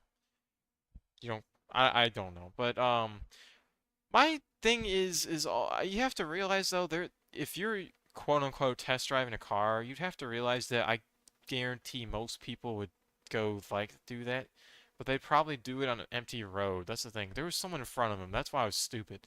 Why would you go from like he was going like 30 till 90, and when there was someone clearly in front of him? That's where it's stupid. Because, like, if it was empty roads, you know, it doesn't really matter that deeply, I guess, as much. Because most people would want, if they got, like, a sports car, they would want to, you know, rev the engine and go super fast on an empty road. But, I mean, there was people there anyways, and you're in a school zone. It's not great. Since cut it out of the video with YouTube's editor tool. I understand that this looks like covering it up, but I think it's the right thing to do. There's no reason to leave that clip in, and I would never want to make it seem okay by leaving it in the video. I'm well aware of the Streisand effect, and I know everything on the internet lives forever, but I think that's the best decision right Streisand now. All I can effect? do, I don't even know apologize, what that and is. promise never to do anything close to that stupid again. That's a terrible example to set, and I'm sorry for it. As you might imagine, the response to Marquise's apology was heavily polarized. On one hand, people accepted his apology since he didn't hurt anyone, and the clip was removed. On the other hand, users flamed him for even filming the Alright, dude, your car should be impounded and your license should be suspended is ridiculous. We're acting like people don't go way, like, people don't do this all the time. People do this all the time. Not to this extreme, like 3 times is crazy. But people, it's average, especially in the United States, to see people going 2 times the speed limit constantly. Like, even in school zones. So, I mean, are we really going to be saying, oh, you should get impounded? Like, then everyone, like, half the people who drive should be impounded. It's an exaggeration of numbers, but seriously. I don't know. I think that's extreme. the act of reckless driving. While both sides had their merits, the truth is that Marquise holds himself to a very high standard of credibility, Why are which we makes censoring things it? especially heated whenever he makes a misstep. In the week after the incident, experts like Legal Eagle would weigh in on the situation and analyze its severity. Now, MKBHD films most of his videos in New Jersey, so let's assume that New Jersey traffic laws apply. First up would be the speeding violation. It looks as if he's driving in a suburban area. Under New Jersey law, it is, quote, prima facie lawful for a driver to drive 35 miles per hour in any suburban business or residential district. What does this say should be prima facie? What is that? Words? What? That means it's illegal to go above 35 miles an hour in those zones, though, and if he was in a school zone or children were clearly visible in the roadway, or when children are going to or leaving school, the limit is 25 miles per hour. This chart shows how it works. So if a person was driving 30 miles or more over the speed limit, it's a 5-point speeding violation and 5 points on a license. Sadly, this wasn't Marquise's points? first traffic I didn't even know offense, this as thing. he'd been pulled over several times before. He will learn from it, hopefully in the sense that he won't film his crimes, but also in the sense that he won't do them in the future. But we live in a car-centric world, so it's easy to fetishize those cars and forget that there are real people who can be hurt by a 3-ton box of steel hurtling down the road at 100 miles per hour. And MKBHD might want to consider shifting his mindset to a Do more people human actually call him MKBHD? That's no way. That's ridiculous. world. While Marquise hadn't faced legal penalties for his most recent traffic violation, it was still a very real possibility. Now, the biggest question that people had, apart from why would you drive 60 miles an hour above the speed limit, is can MKBHD get in trouble from the video that he posted? Especially now that he has deleted the video clip in question. Now, I can't believe I have to say this, but don't put videos of your crime on social media because yes, the police might find them and use the videos to prove that you committed those crimes. Although there weren't any legal consequences, there were undoubtedly social ones, as fans constantly reminded Marquise of his mistakes in every subsequent upload, with comments reading, "Can you generate a video of you not driving over the speed limit, or is that impossible even for AI? Can't wait for the AI generated video of MKBHD addressing his reckless driving," as well as, "Bro needs to drop a video on radar detectors, going 59 in a 25 is crazy." Eventually, Marquise would address all of his controversies in a video recapping his creative and personal journey in 2024. Viewed the Fisker Ocean on the autofocus channel as the worst car I've ever tested, which then proceeded to blow up. I was far from the first person to say negative things about this car, but for a number of different reasons, this one hit a little different, and I mean, I was accused of... Why does it feel like I'm getting lower and lower quality every single time? Like the video goes on, it gets lower. Sabotaging the company's stock price on purpose, killing the company as a whole, none of which are really true. I also don't care about the stock prices of these companies, but we learned some lessons about negative reviews and bad products and the relationship that they have. Regarding his coverage of other products, like the Humane AI pin, Marquise would reflect on the massive impact of negative reviews on a product and the equally critical response it could elicit from fans. I reviewed the Humane pin and the Rabbit R1, two standalone AI products that just clearly came up way short of their promises and still do to an extent, but this reignited the conversation about negative product reviews. No pun intended about ignited, but it felt like everyone on the internet had something to say about it this time. People weighing in on the side of consumers, also on the side of product makers. I still stand by everything I said in those reviews, but what I mostly learned was the power that these reviews actually have. When it came to his own products being harshly reviewed, Marquise acknowledged his shortcomings and recognized the irony of now being on the other side of criticism. And then we launched Panels, our wallpaper app, to the world. This was something we'd worked on as a team in the background for the better part of a year, sourcing from artists, developing, designing everything, and then launching it with the review of the new iPhone. Unfortunately, that was a total misjudgment on my part. I spent way too much time, way more time on the product review than actually explaining the app itself, which it needed its own explanation, so people didn't really... The whole wallpaper thing makes no sense, because how does a wallpaper app need explanation? If you made it so that you need an explanation for it, it's automatically bad. Because a wallpaper app is super simple. It should just be like, you open it, a user interface should be very self-explanatory, like, hey, this is where I find this category of wallpapers. There should be no, explanation at all. So, to me, that's weird. I don't get it. Really understand. I didn't really properly explain the features or what it did, why it existed, or why it even had a premium price tier. This openness to criticism carried over to his other mistakes, such as the recent speeding incident. Then directly after, I released a DJI action cam video, a video about using these action cams. It was sponsored, but I wanted to use this opportunity to address the bigger issue from that whole experience, which was the driving clip, even though it's no longer in that video. So there was a clip in that video, since removed, of POV driving a Lamborghini and accelerating to over 90 miles an hour in a 35 mile an hour zone. It's just stupid and dangerous, not just for the actual act, which was stupid and dangerous, but also for the potential precedent that it could set, because like we've said. In addition, Marquise Okay. gave some extra context to the situation. So earlier in November, another YouTuber who will remain nameless invited me out to test drive a car. And I said, okay, yeah, sounds fun. We went out, and the way these work is that the salesperson sort of takes you out on a pre-designated test drive route. It was outside of New Jersey. I didn't know the space very well, so I just followed their lead. They sort of show you where to go, and we went out and then came back. So I had the action cam with Dude, me. I just realized. Imagine buying, like, test driving, like a very expensive sports car. Like, going from, like, driving a normal car to a sports car, and the guy is with you. I don't know if that's how that works. I don't know if the guy gets in there, because I've never actually test drove a car, but, you know, imagine, like, handing the keys to just, like, a customer, a potential customer, to a sports car. Do they even do that? I don't know. That sounds very, very, really bad. Like, oh, it's my first time in Lamborghini. Like, ooh, I don't know. Me, as I had for the past couple weeks, as I'd shot clips here and there around just on how it could be used to shoot anything anywhere. So on the way back, I was like, oh, okay, I'll shoot a clip of a few seconds of driving, because this could be used to shoot driving shots. He also noted how he set a bad example for his viewers and other creators who looked up to him. I learned several valuable lessons here. You know, making mistakes and genuinely learning from them and changing. I think that's a super important thing to just have as a human. And then also as the responsibility that I have as a very visible creator, and that people look up to what I do and what we make as a team.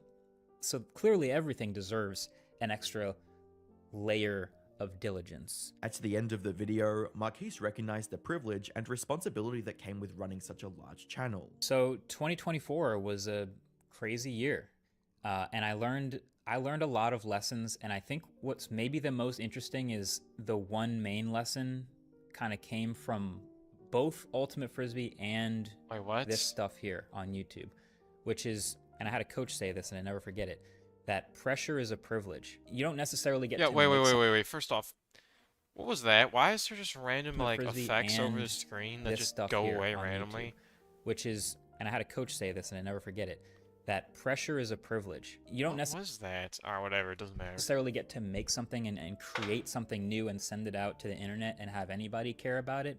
So the fact that we get to do that here is a privilege.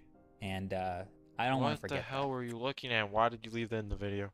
Throughout his Whatever. controversies in 2024, Marquise expresses two key traits that every creator could learn from: an ability to accept criticism and the willingness to fix their mistakes. Marquise's situation is evidence that being a creator will always come with some level of criticism, and it's the ability to bounce. So, this video is kind of pointless, not gonna lie.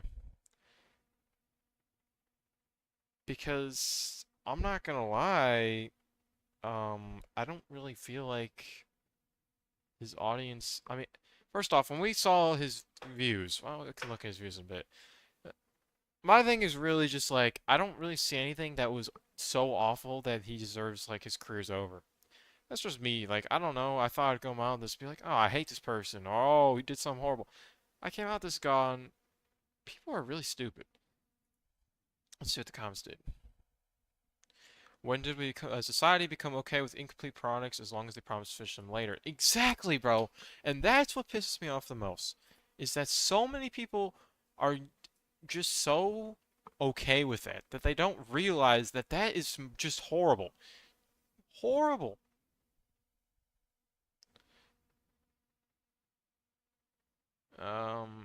Critic gets criticized, critic themselves. Universe explodes. That's okay.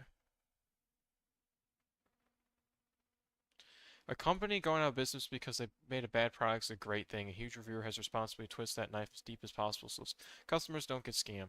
So basically, the people actually agree, which is good. And I was like, oh man, what if these people are like all stupid? All right, whatever. Let me quickly let me go on YouTube quickly and pull up what's this guy called? Marcus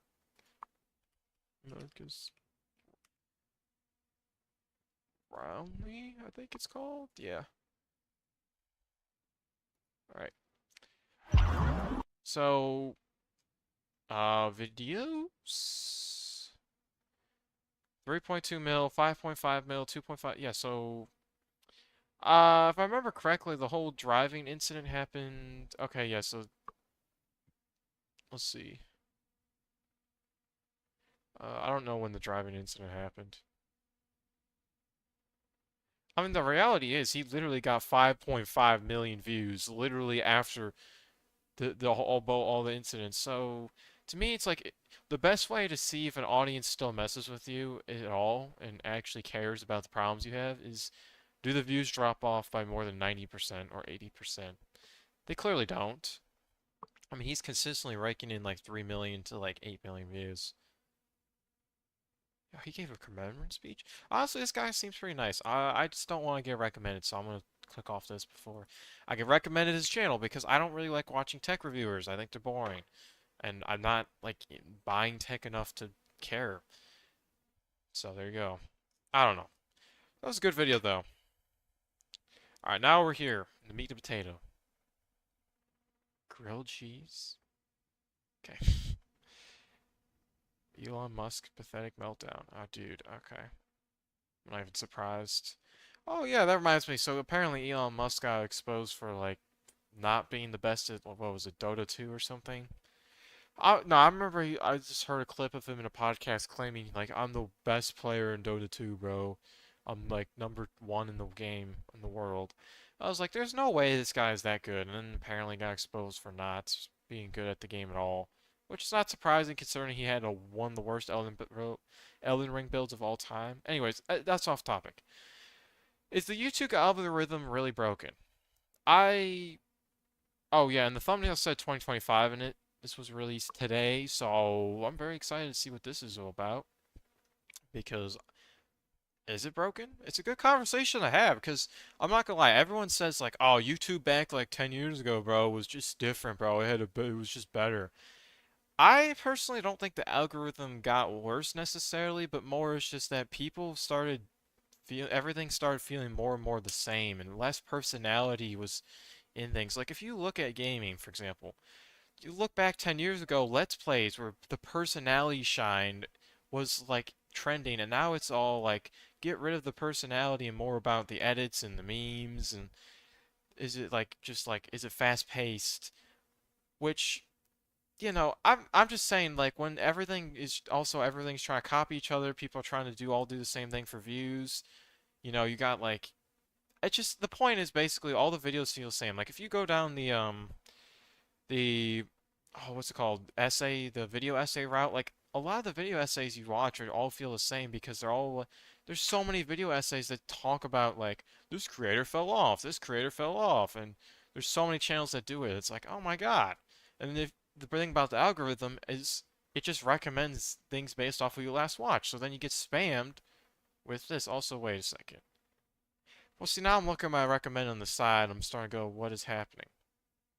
Obsessions over pirate software. I've never watched this channel in my life. I don't know what that is. Boys Don't Cry. Pop Culture Detective. I don't know what that is. The Pirate. Oh no, I might have to watch that. Uh-oh.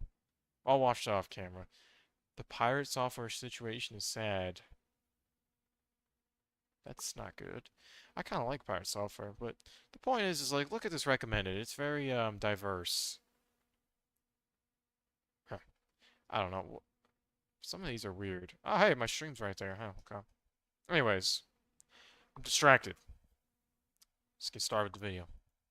Evil British villain that manipulates the YouTube algorithm, and here I am once again to talk about the results of my latest escapade. This self-destructing video here was the last video I released of the year, and in just a few days it became my most viewed. Despite all the success, the results were very complex, meaning it is probably the most successful failure in my entire career. So first things first, a very quick recap of my planned YouTube algorithm glitch. I created a video with the intention to cut it in half, making it so that the video's initial 12 hours of watch time was twice as impactful. The mathematics are all explained in that video. Oh, I remember seeing this, and I think he did for the. Is he doing it for this video? Because this video was 24 minutes long, and the second half discussed secret British moon landings.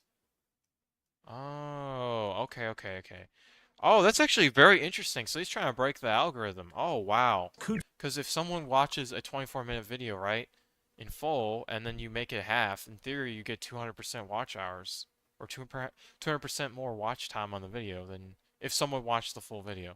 Theoretically take a 10-minute video that is watched for an average of 50% to a 5-minute video which now has an audience retention statistic Or of that, 100% too. after the Ooh, I cut. didn't even think of Knowing that. that the YouTube algorithm favors retention and watch time so heavily, I believe that this algorithmic bait and switch would boost the video into the stratosphere and shower me with views and sweet Christmas ad revenue, you know, so that I could buy my corgi some treats. And well, the results are in, and that video outperformed our average view count 7.3 times Damn. over. Blimey, that is I'm not what even we in the surprised. UK would call Wait, so he's talking about this video.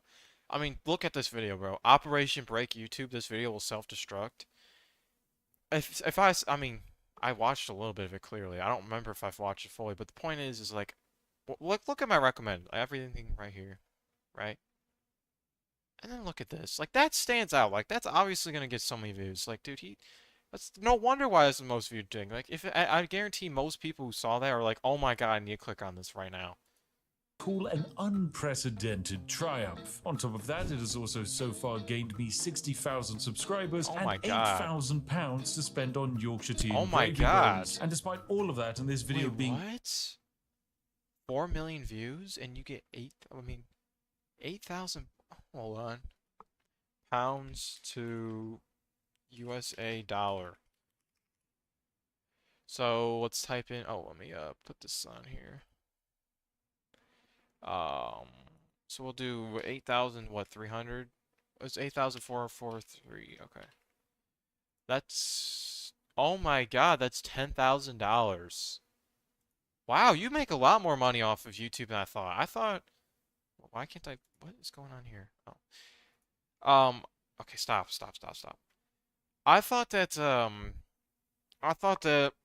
what I heard was that you make 1,000 to 4,000, it was $1,000 to $3,000 per 1 million views, which I always assumed it would be on the lower end, so I assumed it would be $1,000. So in theory, he should have only made $4,000. No, even with, okay, I don't know where I heard that statistic then. Okay, so you make a lot more money on YouTube from ads than I thought. That's crazy. truly statistically incredible, I can say that my exploit actually only played a relatively small role in this video's success, meaning we could regard it as a failure. Now, no, this isn't one of those complicated moral stories where success equals failure in the long run. This is actually just down to some statistical analysis. So it's time to fire up the old timey-wimey machine and take a look at when this video first released. This is the real-time view graph 50 minutes after upload. That initial spiky blue line on the graph is the first minute this video was released, and then each blue line represents a minute thereafter. Normally, a video will see rapid initial traction as people with notifications enabled storm into the comment section to simply leave the word first. I'm not gonna lie, I can't wait for when that happens to my videos. Still doesn't.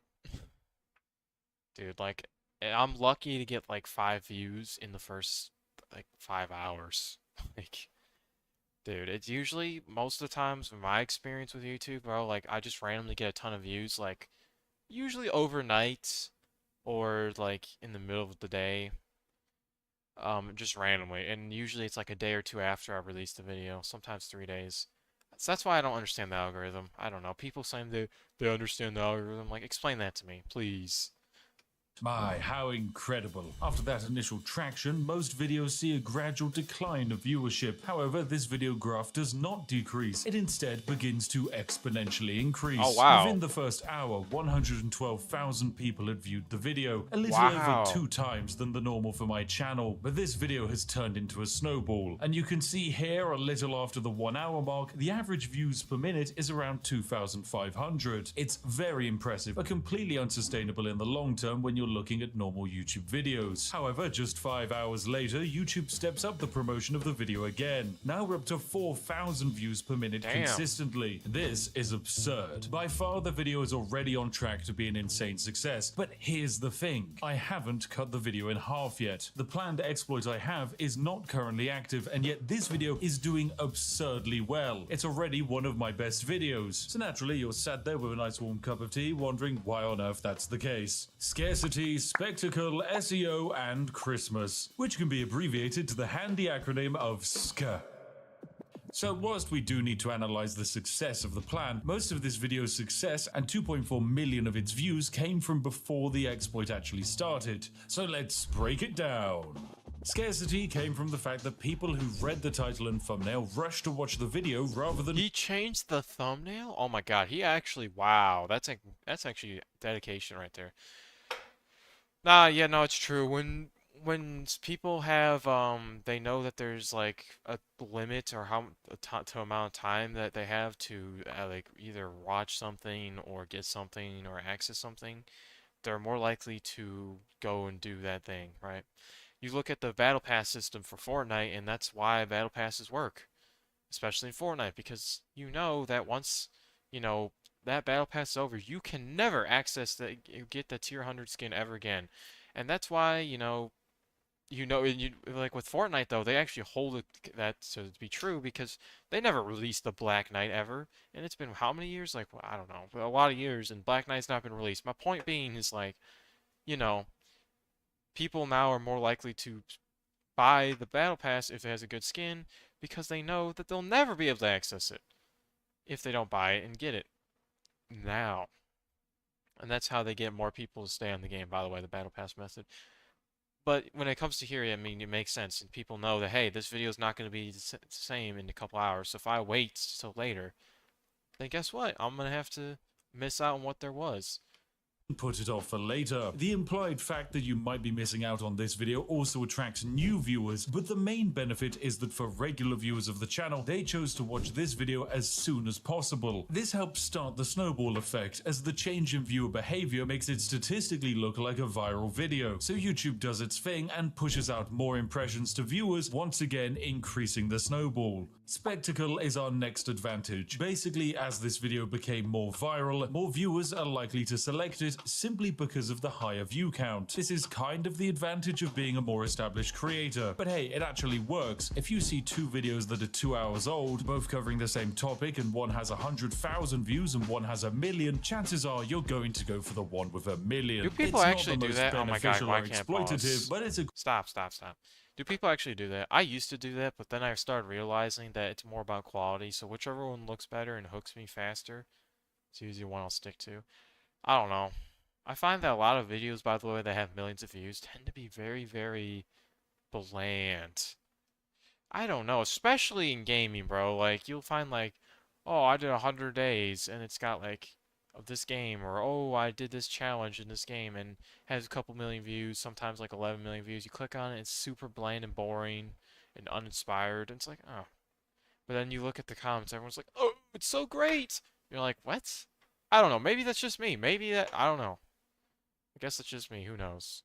great convincer for people who've never heard of me before to watch the channel, because we're convincing others that they might be missing out on a trend and need to be informed of this major internet event. I will save the best for last, so let's talk about Christmas. You see, I found that the best possible day to upload a video is between the 26th and 30th of December. This period sees most people off of work or school, and usually they've received some new technology over the festive period that they want to use. At the same time, most creators choose to take this time off, as those insane December ad rates stop after the 25th. So what's the point in uploading new videos if you want that big money? Less competition and more viewers creates a wonderful situation where my video can reign supreme in the uncontested heights of the YouTube algorithm. I mean, sure, Mr. Beast released a brand new TV series or whatever, but it's not like anyone was going to watch it. Okay, maybe quite a lot of people are watching it, but still. Wait, what? But it's not like anyone was going to watch it. Okay, maybe. He released it on Amazon, by the way? That's crazy. Honestly, he probably could have gotten away with releasing it on, like, Netflix. Or he could have just made his own thing. Honestly, if I was Mr. Beast, I would have just made my own thing that you have to pay for, which sounds, nah, I don't know if people would, nah, actually, yeah, I don't know. I think people would be outraged. Actually, would they? They're pretty stupid. They'd just get another subscription. It's surprising how many people, like, how many subscription services people actually have. And it's not that surprising, but bro, like, all you really need is obviously you need your internets. You need your, and then you need your, well, okay, this is where I'm gonna say this. The only really subscription service that you really should get, in my opinion, if you want to save the most money, is just buy YouTube Premium, because you have access to not only free content with no ads. Well, it's not free because you're paying for it, but no ads. So you have things to watch, and you don't have to watch movies and TV shows. But also, you get a free music thing that comes along with it with no ads as well. So you don't have to pay for two separate things, and it's cost of one. So you're getting two things in the cost of one. That's like the only subscription service you really need in the age of subscription services. Like everything else is kind of like, if you want it. Like, oh yeah, Netflix. I mean, if you really are gonna plan on watching a lot of TV shows, sure. Oh, and then it's like, oh, why would you buy Hulu? Why would you buy Disney Plus? Like, that's just like, dude, it's getting obnoxious. Cause now it's like, oh, you want to watch this TV show? You need a whole on subscription for a whole month. Like, ugh. That's why I stick to YouTube. It's just easier, bro. Like, there's none of this. Like, I have to find it off this. And plus, you know, content's free, even if you don't, have premium. So if you don't mind ads, boom. Be quite a lot of people What?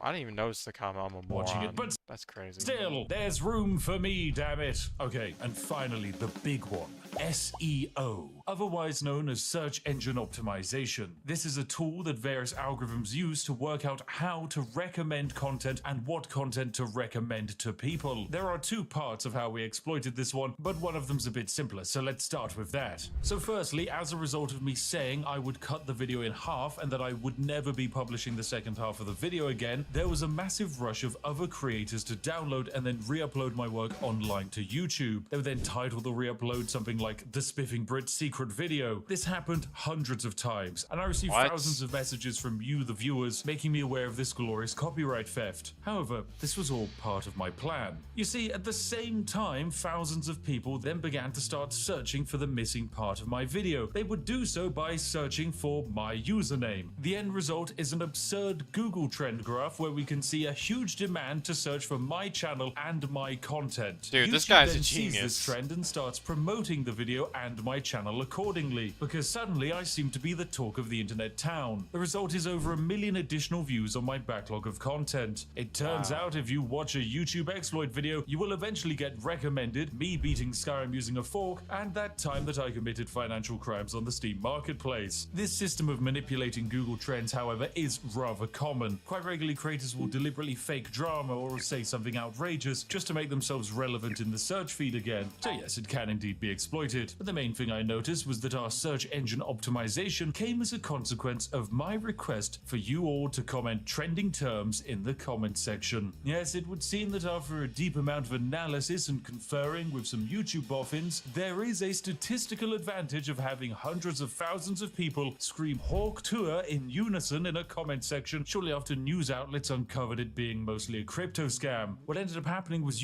I'm gonna say this. Would you smash? Would anyone smash? I'm not gonna lie. section shortly after news outlets uncovered. I probably would, to be honest. I don't know why I'm saying this. Doesn't matter. Actually, yeah, no, now I think about it, would I smash someone who literally, is a crypto scammer? Yeah, 'cause she's got the money. Dude. Nah, I don't know. Is she still relevant? I don't even know. Does she still have, like, is her podcast still #1? Probably not. I remember when that was. And, news, by the way, what? Whatever. mostly a crypto scam. What ended up happening was YouTube and Google would start to rank and link my video when people were actually searching for those topics. Imagine what? Off Googling comments? waifus and core web vitals, and the top result is a crazed British man talking about self-destructing videos. This massively allowed me to exploit the recommendation algorithm, as people who had a passing interest in these very broad topics now have a chance to be recommended my video that covered a very niche concept and had absolutely nothing to do with Hawk Tour or whatever AI other nonsense was mentioned in the comment section. The day after the upload, the video had gained 2 million views from recommendations, as opposed to my usual 200 to 250,000 views from recommendation in the same time frame. Yeah, it turns out you don't actually need to make engaging content that covers relevant topics, when instead you can just have those topics yeeted into the video's comment section. Take that, Mr. Beast. Now all that's I mean, stopping the me real problem though is that this only works if you have a loyal audience. That's the problem. It's like if once you have like a meat riding audience, this works perfectly. But for someone like me, bro, it's not gonna work because if I said, "Hey, comment I don't know, cucumbers, bro, or cooking, or Gordon Ramsay," no one would actually do it because no one comments on my videos, and the people who do are always complaining. So there you go. from overtaking you is an army of translators that can dub me into every conceivable monetizable language. It was so effective that we can even continue it into this video. So why not go into the comment section right now and talk about these brand new trending topics to start out 2025 with. Yeah, I love that. Oh, I remember talking about that. Oh, this is such a wonderful thing. Yes, YouTube, thanks for adding this. Alright, what? I see the lines in the photo, so I know that's automatically a stock photo. What is the stock photo? Please explain to me what this was needed for. I'll get a better view of this. Oh, this is such a Stop. wonderful thing. Yes, YouTube. Like, what? Explain to me what this accomplishes. Because he's got goggles for a pool. In a suit and well, it's not a suit, but you get the point. In a tie, bro. Like, he's dressed up for a job in the swimming pool. Oh, you know, he might want to be a lifeguard. Yeah, bro wants to be a lifeguard. Yeah. His hairline's a little cooked, but, you know, it's whatever. Thanks for adding this as such a wonderful feature. That just about wraps up all the pre-exploit antics that helped launch this video into a major success. So let's take a look at my actual plan, with some statistics from before and after the video got sawn in half harder than Darth Maul. At the time of the cutoff, the video had been out for 14 hours and 25 minutes. In that time, it had gained 2.4 million views, a click-through rate of 9.9%, and an average watch duration of 9 minutes and 25 seconds. Now, as the original video is 28 minutes. Oh my god, he had a 10-minute... I mean, not... A 10% minutes click-through long, rate? that That's means great. the video had an average percentage viewed of 33%. All things considered, that's pretty bad by my channel standard. However, the previously mentioned SSSC had managed to make this video go viral anyway. So whilst this watch time percentage might seem pretty bad, as most of the people watching this video were new to the channel, it's actually pretty impressive. We can see that within the first 30 seconds of the video, 41% of the viewers had stopped watching. Ouch, That's actually really good. I'm not gonna lie, that's actually really good because most videos, it's way higher than that. You'd be surprised how many people click off. I mean, there's a reason why a lot of videos, like the most watched, you know, the thing that says the most replayed is usually at the beginning. Not always, but a lot of times it is because a lot of people click in the beginning, then they leave. Guess they must have still been grumpy about that time I conquered half the planet and stole all the world's cultural artifacts. Still, you can clearly see from this retention graph that the longer this experiment lasted, the more new people found it, and 415,000 watch hours? Wait, is that from one video? Oh my god, it's just from that video. Oh my god. Seeing these numbers makes me realize just how bad I am. Like, dude, oh my god. That's crazy, bro. I'm trying to reach 4,000. You know, I just looked at my thing, by the way, and it said, "Hey, you just hit 10,000 watch hours in total for your channel." This guy has, get ready for this, 40 times more watch hours than my entire channel does in one video. Oh my god, that's just like puts in perspective. I'm not saying that I'm like, oh, I feel so bad. Like, I'm just like, wow, that's crazy. There's a long way to go. You don't think about it because you don't see these statistics. Like, I'm not actively looking at like other people's statistics like that. So that's interesting. Also, he usually has his my god, he usually has like a 12-minute average view duration on his videos. That's incredible. Worse the overall retention got. This is the point where YouTube would normally slam on the brakes and say, hey, you've hit the market cap. They will think that they've found just about everyone who could possibly be interested in this video and already shown it to them. So then of course we cut the video in half. And after a full day of a halved video, YouTube stats were now absolutely boggled. With the video now down to 12 minutes in length, the retention statistic was yeeted from 33% to 68%. This helped to reinforce this video's legacy as 100% not a fake clickbait nonsense video, despite the fact that this is most definitely a video of utter nonsense hijinks that appeals to just you, me, and maybe like 5 Hungarians. Even now as I make this video 8 days after uploading, the retention stat is still at a very impressive 63%. This is drastically above the YouTube average and would be seen as a statistical success in the algorithm, and all I had to do to get it was cut half a video off to inflate those dubious watch time statistics. Now, as many of you watching noticed, hypothetically you could take this exploit even further and make a massive 1 hour long video, then cut it down to be a 1 minute long short. With this exploit you might be able to create an algorithm. Oh my god, they gotta patch this. They gotta patch that. If that's it, oh my god. They have to patch that. How are they gonna patch that though? I guess the rule would be you can't like edit down more than half your video in YouTube editor. Oh wow. That's crazy, bro. Ridiculous amount of watch time, but who on earth would do that? Perhaps for another day. But regardless of going further, I think it's safe to say that the video was a success. After the cutoff, the rate at which the video gained new views declined, but that was already to be expected. It has still maintained a steady rate of new viewership, and it's definitely gaining at a rate that is not normal for YouTube. So yes, that was a very good success indeed. However, we did definitely run into a few entertaining glitches after the cut was made. I think it definitely messed with several recommendation algorithms, as we had multiple accounts and examples of users' homepages being converted into only recommending my videos. What? Yes, we got hundreds of these screenshots. It's definitely rather broken. You know, I've actually seen people who have this problem, like with other creators. Like I've seen a guy who, what's his name? Carter PCs. They had all their shorts were just Carter PCs, every single short. I'm like, how do you have that happen? Like, there's just like, that doesn't make sense. So either it's a glitch or it's literally just like you go out of your way to do this. Obviously, this guy probably had it as a glitch, but I don't know. But I do like the idea of getting home from work and wanting to watch a video on your TV, but YouTube is just refusing to suggest anything other than a man beating Civilization 6 without settling a city. Yep, that seems fair for my other competition on the platform, and it helps to also explain the thousands of new views that I'm getting on videos that I made over 6 years ago. So yeah, I can safely say that the YouTube algorithm in 2025 is indeed perfectly balanced, as it lets you colonize the front page without actually making a statistically good video. All you need is a list of relevant topical SEO terms and a few people to help talk them into the comment section. Anyway, that's it. Go away. It was all a success. Be not subscribed to the channel. We will not be doing any more YouTube exploits. I 100% pinky promise, and a British person has never lied. So, yep, be gone. The video's... What's this? Oh, these are all members? He definitely is. So let's see what the comments are. Opt, yep. Mr. Beast challenges, Kendrick Lamar, lyrics, ASMR triggers. You know, no, dude. It's actually ridiculous. Kendrick Lamar, let's speak about this. Every time I'm on YouTube, like every once or twice a week, I'll randomly just come across like Kendrick Lamar just dropped on YouTube, and then it's like you search up Kendrick Lamar and there's like all these different videos of like new song, and it's always something that's unreleased. But the fact is, like, you search up Kendrick Lamar, do I dare do it? I mean, sure. Kendrick Lamar. Let's see.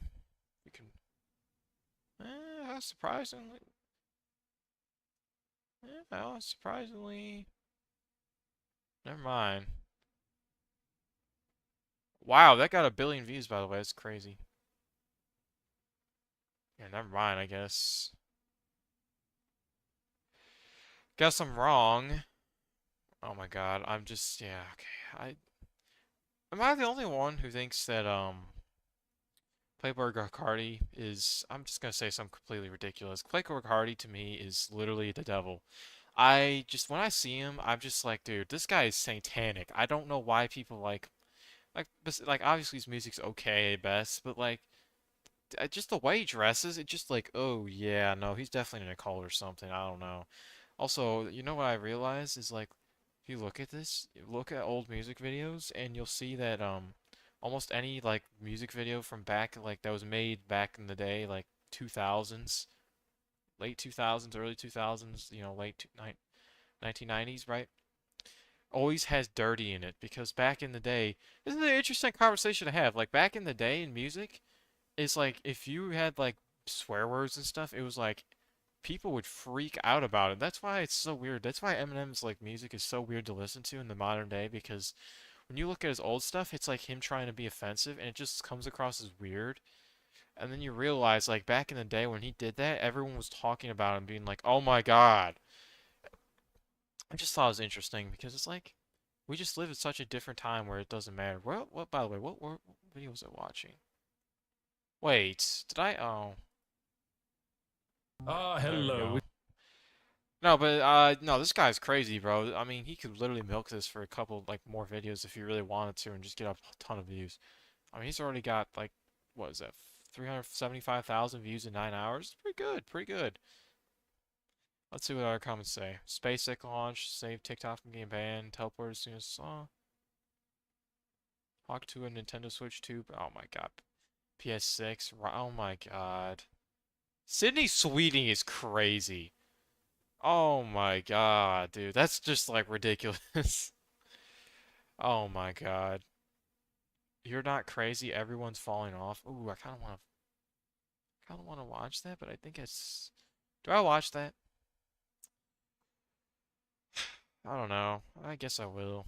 Might as well. Copy link.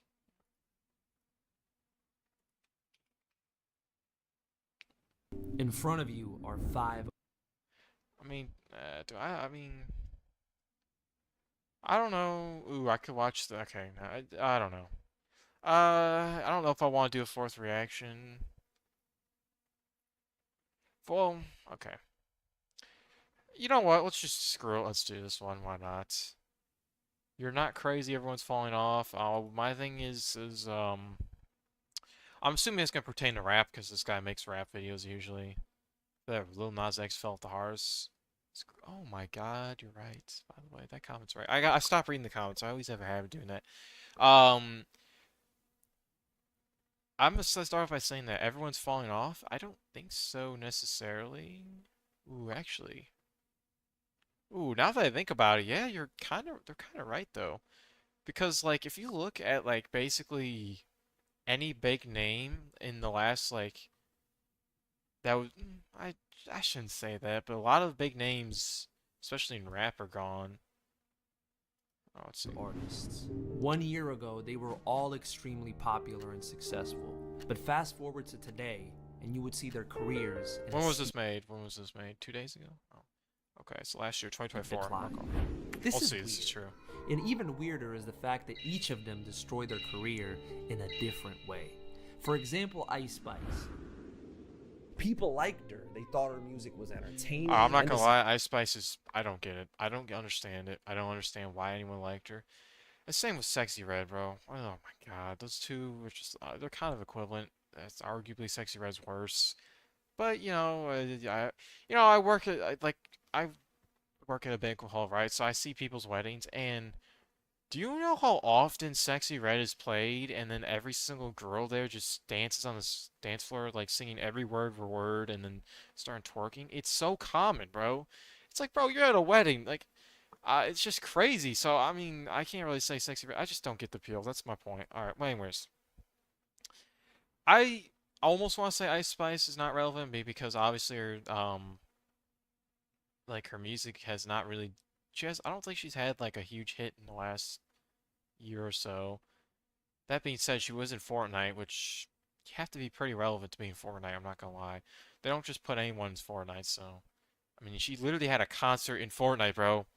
That's pretty massive. For someone who's supposedly fallen off, or I guess falling off, it's like, that's crazy. Sky was the limit for her potential as a pop superstar. But fast forward to 1 year later, and she's widely regarded as a flop, a disappointment, and a genuinely bad person. What happened? The thing is, at one point, Ice Spice was completely unique in her position as a pop star. Her shy, down-to-earth, humble attitude in interviews, contrasted with her ass-shaking stage presence, was an enigma. And also, it didn't hurt that she was— I don't get what is up with every single female, like, artist, well, not artist, rapper mainly, but even some pop stars, like, what was her name? Oh, Sabrina Carpenter. Why do they always have to show off their body, bro, and, like, start twerking, bro? Like, dude, it's just weird. It's like, oh, you're a female rapper? Well, you goes along with twerking, hand in hand, bro. You know, you gotta get the men who are in the concert hard, bro. Like, really? Is that really necessary? I'm not complaining necessarily, but at the same time, it just feels weird. Like, why can't we have one normal artist who doesn't make their music all about their body either? Like, literally, that's like every female rapper is literally just them talking about their body. Oh, bro, this man's gonna get to the time of his life when he hits. Like, okay. I haven't heard that before. Ooh. She didn't have the classic pop star's perfect physique that they're usually pressured to have. And that was fine. You know, she was unique and she was beloved, just the way she was. But then as the fame and the dollars rolled in, she started changing. You know, straightening her hair out, slimming down to achieve a perfect physique. It made her lose her charm, you know, the very things that made her appealing and unique to begin with. Her apparently playing the role of the homewrecker in the Central C yeah, I don't get that. girlfriend thing, that didn't help either. And I'm not gonna lie, bro. I'm not gonna lie, if I was Central C and this situation was true, but allegedly he, had sex with Ice Spice for one night and then made a song about it. Supposedly the song was like telling the truth. So his girlfriend was like, what? I'm not gonna lie, bro. This girl is way better than Ice Spice, bro. I don't know, Ice Spice with her hair down, ugh, just not for me, bro. Who cares? Who am I who am I to really what does my opinion hold any value? It doesn't. It's reality. She'll see girlfriend thing, that didn't help either. And I still claim that her music came secondary to her persona, as is the case with most pop stars, you know? When her perceived persona changed, the music didn't hit the same anymore. People started listening to her art without rose-tinted glasses and realized just how uninspired and repetitive it is. Ice Spice dropped an album in August of 2024 and it sold just under 30K, which is a huge flop by her standards. I mean, at this point, she was already supposed to be up there with the Taylor Swift. Oh, dude, get out of here, bro. Get out of here with this, bro. I hate people like this. Like, she's a new artist, bro. Like, you have to realize a new artist is not going to be Taylor Swift level. It's impossible. Like, yeah, when they first come out, they could potentially hit big numbers, but they're not going to be Taylor Swift level. It's not happening. You have to be in the game for quite some time to be Taylor Swift level. Don't even make that comparison. Don't even say in 2 years you'd be Taylor Swift level. That's stupid. You're dumb. Well, not dumb. Okay, I shouldn't say that. That's offensive, but why do I care about offensiveness? Oh, whatever. And the SZAs of the world. SZA selling 300, right? So that's 10x Ice Spice's output. The think pieces started rolling in, the hate train was speeding up rapidly, and it has— You know, I think a big problem is that people focus on numbers, and I've said this so many times, the people on album focus on album sale numbers so much. I mean, you look on the internet, like, when a new album comes out, they're instantly talking about, oh my god, the album sale numbers are lower than the last one. Listen to the music, bro. Just listen to the album and then talk about it. Like, why does it have to be in numbers? Yeah, I get that numbers indicate that people aren't checking out. But, you know, numbers don't tell everything. There's a lot of, like, people like Denzel Curry, for example. He has very, like, not as high numbers as you would imagine for such good quality. And yet, no one's talking about how, oh, bro, he's just, like, he's trash because his numbers aren't that great compared to other mainstream people, bro. Like, no one says that. Hey, whatever. Yeah. Low down sense. To start off 2025, her deluxe album sold 4,000 units. It's not looking good, bruv. Deluxe 4,000? It's not Okay, I'm not gonna lie, 4,000 though is bad. For a deluxe, that's pretty bad. I mean, I hate saying that, but there is a certain point where numbers matter. 4,000's bad. Looking good. You know who else it's not looking good for? Lil Uzi, bro. And you know what the funny thing is? Like, the hype was there. Coming off his 2023 album, Pink Tape. People really wanted to see where he was gonna go next. Like, is he gonna go full rock? Is he gonna go back? I'm not gonna lie, Pink Tape was such a horrible album. It just completely killed any any hype I ever had for him ever. And then he released one of the worst albums of this year too. So there you go. And I don't even know why people are surprised, because I think most people can agree Pink Tape was just not great. Had like a lot of just all over the placeness. Like there was literally anime like songs in there, and it felt so random. I don't know. And he's just obviously not in his peak anymore. I mean, I'd argue his last like decent album was in 2020, and he has not been able to replicate that since. To rap, what is he gonna do? He still hadn't surpassed the commercial peaks of his album Eternal It Take, which sold like 300K. Oh my god, I remember when that released, bro. That was a different time period, bro. That was crazy. When that released, it was like the amount of hype that there was crazy, dude. I remember looking at Apple Music, and it was like every song was up there in the top of the charts for Globo, and it was up there for a while. It was crazy.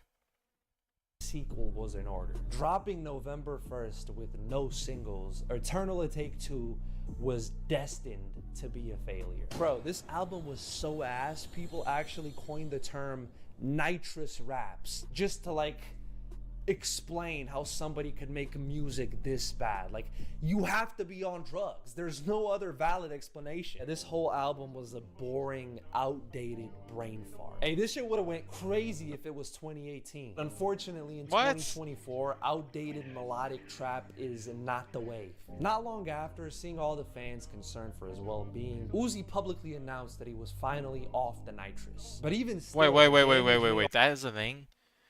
Why are artists using nitrous, bro? I don't believe that's gotta be clickbait. There's no way. There's no way another major artist is using nitrous, bro. What is going on? Like, you never hear people saying, in like a normal person saying, man, my life got ruined because I'm addicted to nitrous. No, it's usually cocaine or something, bro. What? Already be done at this point. Literally. As it stands, there's no need for more Lil Uzi music in 2025. Either he switches it up, or this is the beginning of the end for the Philadelphia rapper. That same statement can be applied to many other rappers operating in 2024. Mainly Drake, though. Drake's from Philadelphia? No, he's not. So what do you mean that statement can be applied to Drake? Obviously, I meant without the Philadelphia part, right? No, well, you can't do that. You can't. Okay, Either it applies or it doesn't apply. Bro, if I wanted to, I could pull my pants down right now. What is happening with... Dude, this guy's making an irrelevant skit, dude. What is the... Pulling your pants down? Explain. I need context. And take a shit on camera. And what the fuck would you do about it? Huh? Bro, you're talking to yourself about pooping, bro. I get that he's trying to, like, be funny, maybe. This just doesn't make sense. This is so out of pocket, bro. Stop me. Who's gonna stop me? No, but you wouldn't do that either because you have a sponsor on this video and you need the money. Shut up. I guarantee he's gonna be a sponsor, yeah, but who knows? Wow, who would have thought? First of all, another word you're a dark hate that stops companies. Best thing about the description. Aura, absolute. Why did he? Bro, that's a VPN, okay. What kind of work do you do? It's called Aura? I already covered the beef like 7 different times on this channel, so I'm not No, I need to talk about Drake, dude. It's like, you know, 2020, what was it, 2024, the start of 2024, bro? I was obsessed with him, bro. I was like, my all-time listening of him, because, dude, I was a massive fan. And then, you know, I listened to all the songs, I got sick of his music, kind of. And then the beef happened, and I was like, oh. And now it's just like, I don't even listen to his music that much because I've just listened to all his albums so many times and whatnot. But also, it's just like, the way he's handling stuff is so bad. Like, the lawsuits and all that, and just the way he acts and being hypocritical, it's just like, oh my god. Like, he was talking about, like, oh, bro, you're trying to contact streamers. Oh, wow, you're a loser. And now he's going on streams. Like, things like that. I mean, it's like, and he hasn't released a song that's good. it's just weird to see because now it's just like I'm not even interested in his music anymore. What is he? If he releases another song, it's probably gonna be trash because every song he released in 2024, besides the disses, well, some of the disses were trash, just straight up garbage, and it's kind of sad to see because you know he was kind of one of my favorite artists, but now it's just like I've moved on. To do it again. You can watch one of these videos. They'll be or here. It should probably be here. Bro, you don't even need to watch it. All you need to know is that he lost. And he didn't just lose, he lost badly. But looking back now, the fact I just can't believe Drake, the guy who is just one of the biggest artists in the world, got an XQC stream, bro. The guy who's going like, dude, what? How did that even happen? Oh yeah, didn't he even walk off stream too when XQC played Not Like Us? Oh my god, I'm pretty sure that happened. You know what? Now let me find that clip. Let me figure this out. If this is true. XQC playing Not Like Us. All right, let's.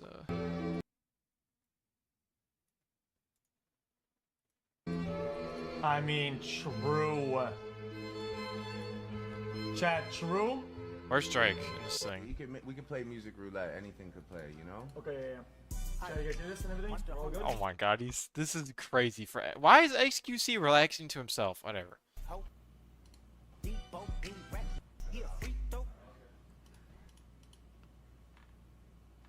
Bro looks so confused. He's just like, what? Like, to be fair, he said anything goes. I just like, dude, it's like, I mean, I get it. If I had a major song being played against me that's a diss song, and I was in a major beef and I lost, I would be very sore about it too. Especially if I was one of the biggest artists in the world, I'm losing all my like relevance. I'd be sore about it, but I also wouldn't just be like walking away from a stream. I'd be like, hey, turn that off, you know? Okay, play this stupid video. People tend to forget is that in early 2024, the boy had the game by its balls. I mean, yeah, you had some haters in niche corners of the internet that didn't like him, you know, mainly me. The prevailing sentiment is that Drake was one of the GOATs and a generational artist, and how dare you disrespect him. That was the main consensus among the normies. And generally, like all the way up until Meet the Grams, he was held in high regard. But then things did a 180 overnight for Drake, as another reminder that this shit could change in an instant. Dear Adonis, I'm sorry that man is your father. Let me be honest. Drake followed this public embarrassment up by employing a flurry of PR tactics and gimmicks and pivots in order to restore his public image. There was even like a small window of time where Drake tried to do the pivot by embracing himself as the butt of the joke. This is when he rapped on that BBL yeah, that was and cringe. did a feature on that horrible Toronto rapper song, which is one of the worst songs of 2024, by the way. Oh my god. But then obviously when this didn't work, he followed it up with a different tactic, this time dropping a flurry of passive-aggressive trap songs loaded with subliminals towards Kendrick and anybody associated with him and anybody who stood with him during the beef. You said I use Atlanta rappers for their cultural cachet, but now I'm using them again, and this is somehow a win. Yeah, for I don't me. want an analyzation of the beef, to be honest. Like, who cares? It's kind of annoying. Whatever. I'll just keep playing this, but like, dude, I don't know. I just feel like it's already talked about so much. Who cares? It seemed like he was just digging himself a deeper and deeper hole with every bar. I guess it needs to be talked about. So with no options what just left, happened there? Drake made a move out of desperation to sue his own record label, citing the I still think promotion- it's crazy that this label had two major artists beef with each other, and they supported both artists. Pretty crazy. It's just weird to think about. Botting of Not Like Us as the reason. Again, the optics of this were absolutely awful, and the only thing this move did was give... Wait. What did that say? Okay, now I'm interested. UMG paid Apple to have its voice assistants feature Siri purposely misdirect users to Kendrick's song. What? I didn't even know about this. I mean, the thing I know about is that recently, I don't know how recent, that like he claimed that like his life is in danger because people were spreading false information and Not Like Us, and Things like you better go to cell block 1. Oh, my life's in danger. It's like, oh. Were absolutely awful, and the only thing this move did was give Drake haters another excuse to pile on the hate train. Like, damn, now he's snitching too? Realistically, the chances of him winning this are slim. These conglomerate empires have way too much. I'm gonna be honest, the best thing Drake could do at this scenario, at this point, is just stay silent for like a year or two, wait for people to like completely forget about him, and then drop as like a surprise album that's actually really high quality. That is not talking about how your life is sucks and oh the beef ruined me. No, like just move past it. No sneak dissing either. That I don't know. Did my stream disconnect? Oh no, it didn't. Okay, whatever. I don't even remember what I was saying. No, the point is like he keeps making the beef drag out longer and longer when it literally it doesn't need to, and every time he does it, he looks worse and worse. It's like, dude, just stop. Please. Please stop. I'm done. No one cares about it anymore. Power and too many resources to lose things like this. As we speak, it seems like there's no light at the end of the tunnel for the boy. No amount of XQC streams can save him at this point. The only thing that may actually do it is him embracing the truth, recognizing where he went wrong, and acting accordingly. But for now, he seems more focused on playing the victim, which luckily is something Diddy can't do anymore. Leading up to 2024, there were a lot of rumors of Diddy's sexual deviance. Diddy did not fall off recently, bro. He fell off. Like, no one was talking about Diddy in, like, the last, like, 5 years, bro. No one was like, oh, man, he just made a hit song, or, oh, my God, he was on a feature. This is crazy. No, no one said that. Like, but they oh, my were God. just that. Okay, murmurs, Hollywood conspiracies, which we all know there's no shortage of. At that point, there was nothing really rock solid that could substantiate these wild claims of sexual abuse and complete and utter moral bankruptcy coming from Diddy. November 2023 is when things got a little more serious, though. Hold on, let me pull up a clip that I think is pretty funny.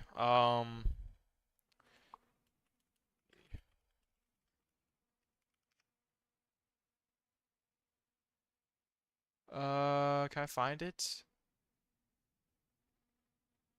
Yeah, never mind. I can't find it. It doesn't matter. Wait, dude, can I? Oh my God. Let me, pull up, there we go. Whatever. I was gonna pull up a clip though where basically it's Diddy walking and it's like a bunch of kids are like, look, it's Diddy, and then the boss music plays, but I don't know how I'm gonna find that. Why am I smiling? What the fuck? This is a serious situation. With former girlfriend Cassie filing a lawsuit that was settled quick, and I mean really quick, like 24 hours quick. Bro, Diddy thought he was scot-free. He thought he got away with it, but at this point, it was already over. The avalanche had already started, and there was no stopping it. There was no going back. Starting off 2024, people still had a certain degree of trust in all of this noise surrounding Diddy just being conspiratorial baloney. And I'm ashamed to say that I kind of fell into that category. Bro, oh my God, Cat Williams explosion and all that with all the people was, oh my God, that was crazy, bro. Honestly, Cat Williams is like, I had never even heard of him until this year, and he's so, like, just intelligent. It's crazy, but also he kind of lies a little bit. Like, he claimed that he read, like, so many books when he was younger. Like, he claimed well, I don't remember what he claimed. I think it was, like, he read I forgot how many books. He read, like, a certain amount of books that's, like, physically impossible at, like, a young age. But, like, still, like, things he says is crazy, bro. He's really intelligent. It's really interesting to listen to him. These allegations were so preposterous and are so preposterous that anybody would find them hard to believe. But as it turned out, so many people came out against Diddy that at this point, it's hard not to believe, considering the sheer sample size of his accusers. You know what else was hard to believe? Diddy spontaneously offering every single bad boy artist their publishing back, even those who weren't even signed to the label anymore. I guess you would be a little less surprised to find out that when Diddy offered these artists their publishing back, he also required them to sign NDAs, and these NDAs required everybody not to talk about any past dealings or experiences with Diddy. Yo, my bad, bro. I already got all the juice out of it at this point, you know? The song ran its course. But here you go, bro. Here's a check for $350. And that's annual. Just don't talk about that one time in the bathroom of Ruth's Chris. This sure would come in handy in a situation. Well, actually, in a situation is exactly what ensued, where he would be on public trial and all of his sins would be exposed for everybody to see. March was when his house got raided. September is when he finally got arrested. In an unprecedented fall from grace, we saw someone go from I think this is also, I think Diddy is an example of when, what's it called, like, just trendy words or brain rot words, I should say, are kind of disgusting because it became funny to say Diddy, bro. Like, saying the word Diddy was like, oh, it's funny. I mean, in reality, it's not that funny. Like, dude, what he did was horrible, and he's kind of a horrible person, so, like, the fact that it just became something to joke around about is kind of ridiculous, but at the same time, I get it. I kind of participated in it. I just don't like how, like, it just became a thing. Like, everyone just said the word Diddy, and it just had no meaning, really. Besides, like, just basically no meaning, because it's a brain rot word, bro. successful and well-liked by mostly everybody, to absolutely disgraced and unanimously hated. All in the span of a couple of months. Now we can look back on Diddy's generous offer and see it for what it really was. A strategic move, a desperate attempt to minimize the damage he obviously saw coming. He is Puff after all, and Puff doesn't do nice. And while we're on the topic, I want to give a shout out to all the kid diddlers out there, bro. I know you're somewhere watching Nickelodeon right now. What? 2024 was a big year for these guys. Comeback year. I remember for a moment there, it got I forgot really about crazy. Doctor Like, Strange. someone Wait, is was that his getting name? Wait, no. Doctor Disrespect. Oh my god. Doctor Strange is crazy, bro. Doctor Disrespect. Oh my god. I also forgot about that. David Chris Tyson. Oh my god. Now that I think about it, 2024, yeah. Yeah, 2024 is one of the craziest years to be alive because, like, so much happened that's major. Like, just so many different major people downfalls and crazy stories. I mean, the major ones, Mr. Beast allegations, you had the Dr. Disrespect thing, you had the Drake beef and Kendrick beef, you had Megan Thee Stallion versus Nicki Minaj, and you had like Diddy obviously. You had the whole Donald Trump situation. Like, dude, there's so much going on. Like, it was crazy. exposed every It's gonna be one of those years you look back at it and you're going, yeah, that was one of the craziest years of all time. I would argue that 2020 was less crazy than this, than 2024. Now I could take the classic stance where I just give you an over-the-top reaction and say, Oh, I'm so angry right now that predators exist. We should kill them all. just so I would make sure that you never suspect me doing anything like that. But today I'm gonna take a slightly different angle. Oh my god. Bro, what? He's defending pedos. He likes pedos. He's a pedo. Bro, no, you can't be serious right now. Bro, I get what he's trying to do. He's trying to make it so that no one thinks he's just like defending pedophiles. But bro, you could just say the stuff and then, like, this, ideally, the things you're about to say would just not be something that's horrible, and then that wouldn't be a problem to have to worry about to begin with. So like, this is unnecessary, kind of. I don't know. No, Yes, I can. You're not being serious. And what's wrong with you? You look unkempt. Said I've been locked in. You wouldn't understand though. Oh, locked in where? In a cave? Thank you. Back to me. Thank you. Back to me now. Fuck. Me personally, I find all of this pedo shit weird. And I don't just mean the pedos themselves. I also mean everyone that's obsessed with pedos. Somehow over the span of 2024, this has become an excuse to subject people to fucking torture and abuse with no moral repercussions. Yeah, I think the problem now is that people are abusing these pedophiles for content. When I say abuse, I mean they're just like hunting them down or trying to make people fall for that, like, you know, their baits so that they can get content out of it. I just find that kind of disgusting. You're basically using one man's bad actions for content. Like, dude, just like, you don't need to publish that. I don't know. Is it disgusting? I don't know. Not necessarily. I just like, especially when you're trying super hard to bait someone for content, that's where it's like, ooh, that's kind of ridiculous. I don't know. Sometimes I think some people are just meant to not be recorded. It's basically what I'm saying. Like, giving attention to these people is not optimal. It's ideal you just, actually, so the more I think about it, the more I realize that's a bad take, because basically them getting attention means they'll get negative attention, which means their lives are ruined, which means they actually will get punished and get karma for their actions. So now that I think about it, not necessarily a bad thing.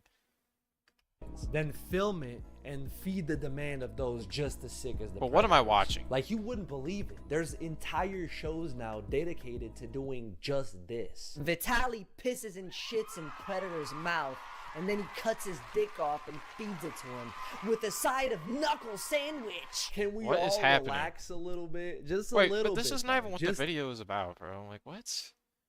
What is happening? a little bit. It's almost as if these people feel a need to show everyone What am I watching? just how much they hate pedos, because you know what? I'm not gonna say it, bro. I'm not gonna say it. I'm not gonna say it. I could say it though, but I'm not gonna say it. I'm just gonna end off with this. It's a little performative. Let's just end it with that.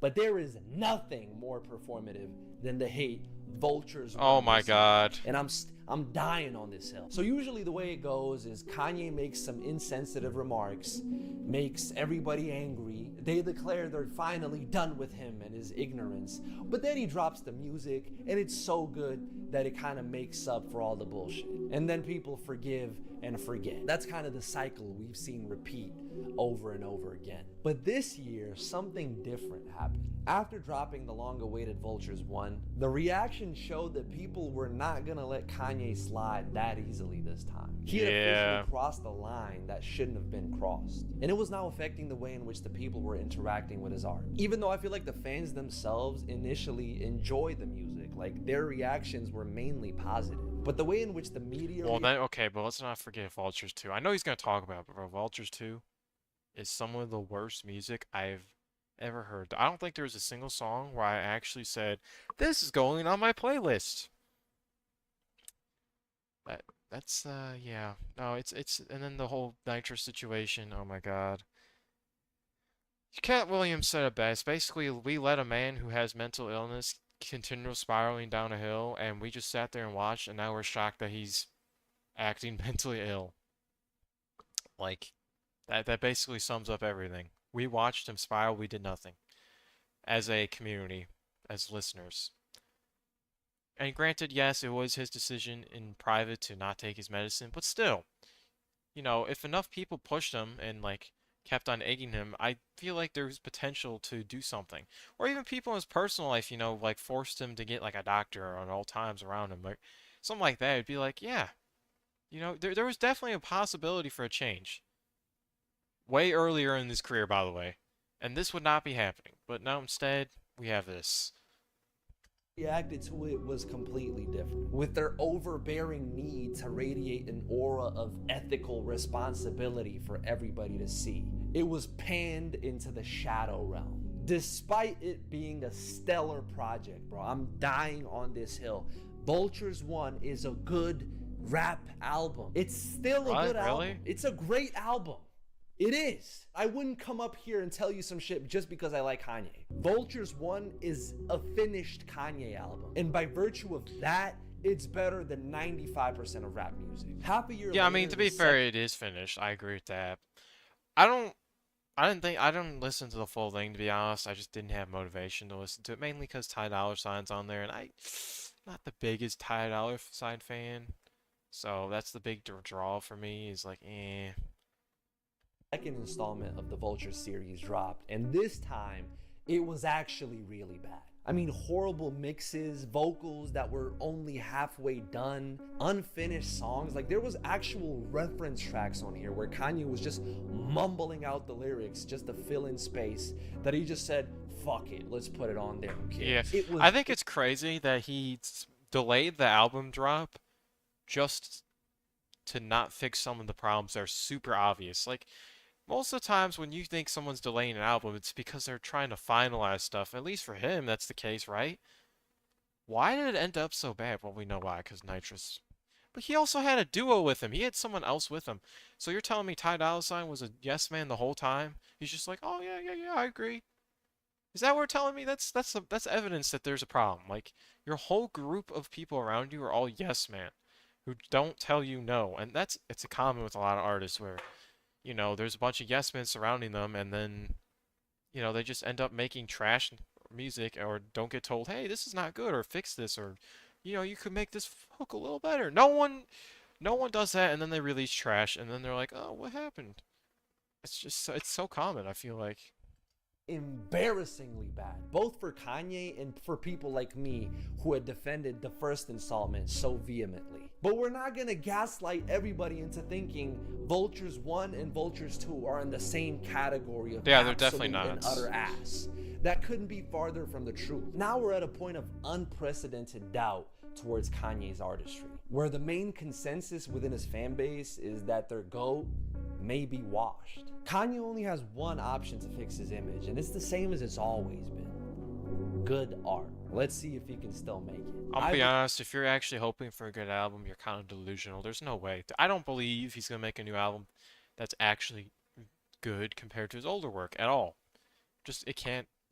I think the problem is, and this is true for a lot of artists, is that people will look at the older work, and the older work, you know, when they first come on scene, they're hungry, they have passion, right? They actually are doing it for the art, and then as an artist gets more and more, you know, into the game and longevity closes in, right? You start to just get used to it. You get the money, you got the streams, everyone's a fan, right? I mean, Taylor Swift is a great example where it's just like, she releases mediocrity. She definitely could do better, right? The reality is almost any artist that you like their older music and want them to be their old self, they're not going to be their old self. They've moved on. They've grown as a person. They are not hungry like that. They don't have motivation like that because they have a fan base. They don't have to prove anything. So the reality is there's no way we're going to get like an album that's so good that's compared to close to being good as his older work. It's just not happening. That's my point. I mean, maybe we'll get something close to like Donda or what was it? Life of Pablo. Maybe, but even then, that's questionable. I don't think that'll happen. I believe he can. But you know who I don't believe in, though? I'm not gonna lie. You're crazy, not everyone's falling off. I mean, you're crazy, everyone's falling off. I guess it's kind of true that he... I mean, if you look at what the artists you're talking about, yeah, I guess you're right. Mainstream, yeah. I mean, the other artists that fell off, I'd argue Polo G is one. Lil TJ. I'd argue Lil Baby. Lil Durk. I mean, just to name some. But the Lil Nas X comment is so true, bro, because I remember when he released Industry Baby, bro. That was like crazy. That was played everywhere. And I have not heard a single song of his since then. Which is surprising because he used to be the man of hits. Like, everyone hated on his music, but his songs would be played constantly all over, no matter where I went. Like, it was crazy.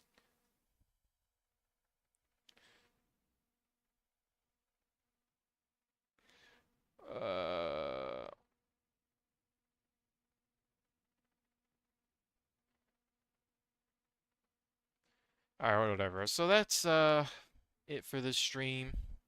Hopefully you enjoyed. If you did, make sure to like and subscribe. Thanks for watching. And yeah. Peace.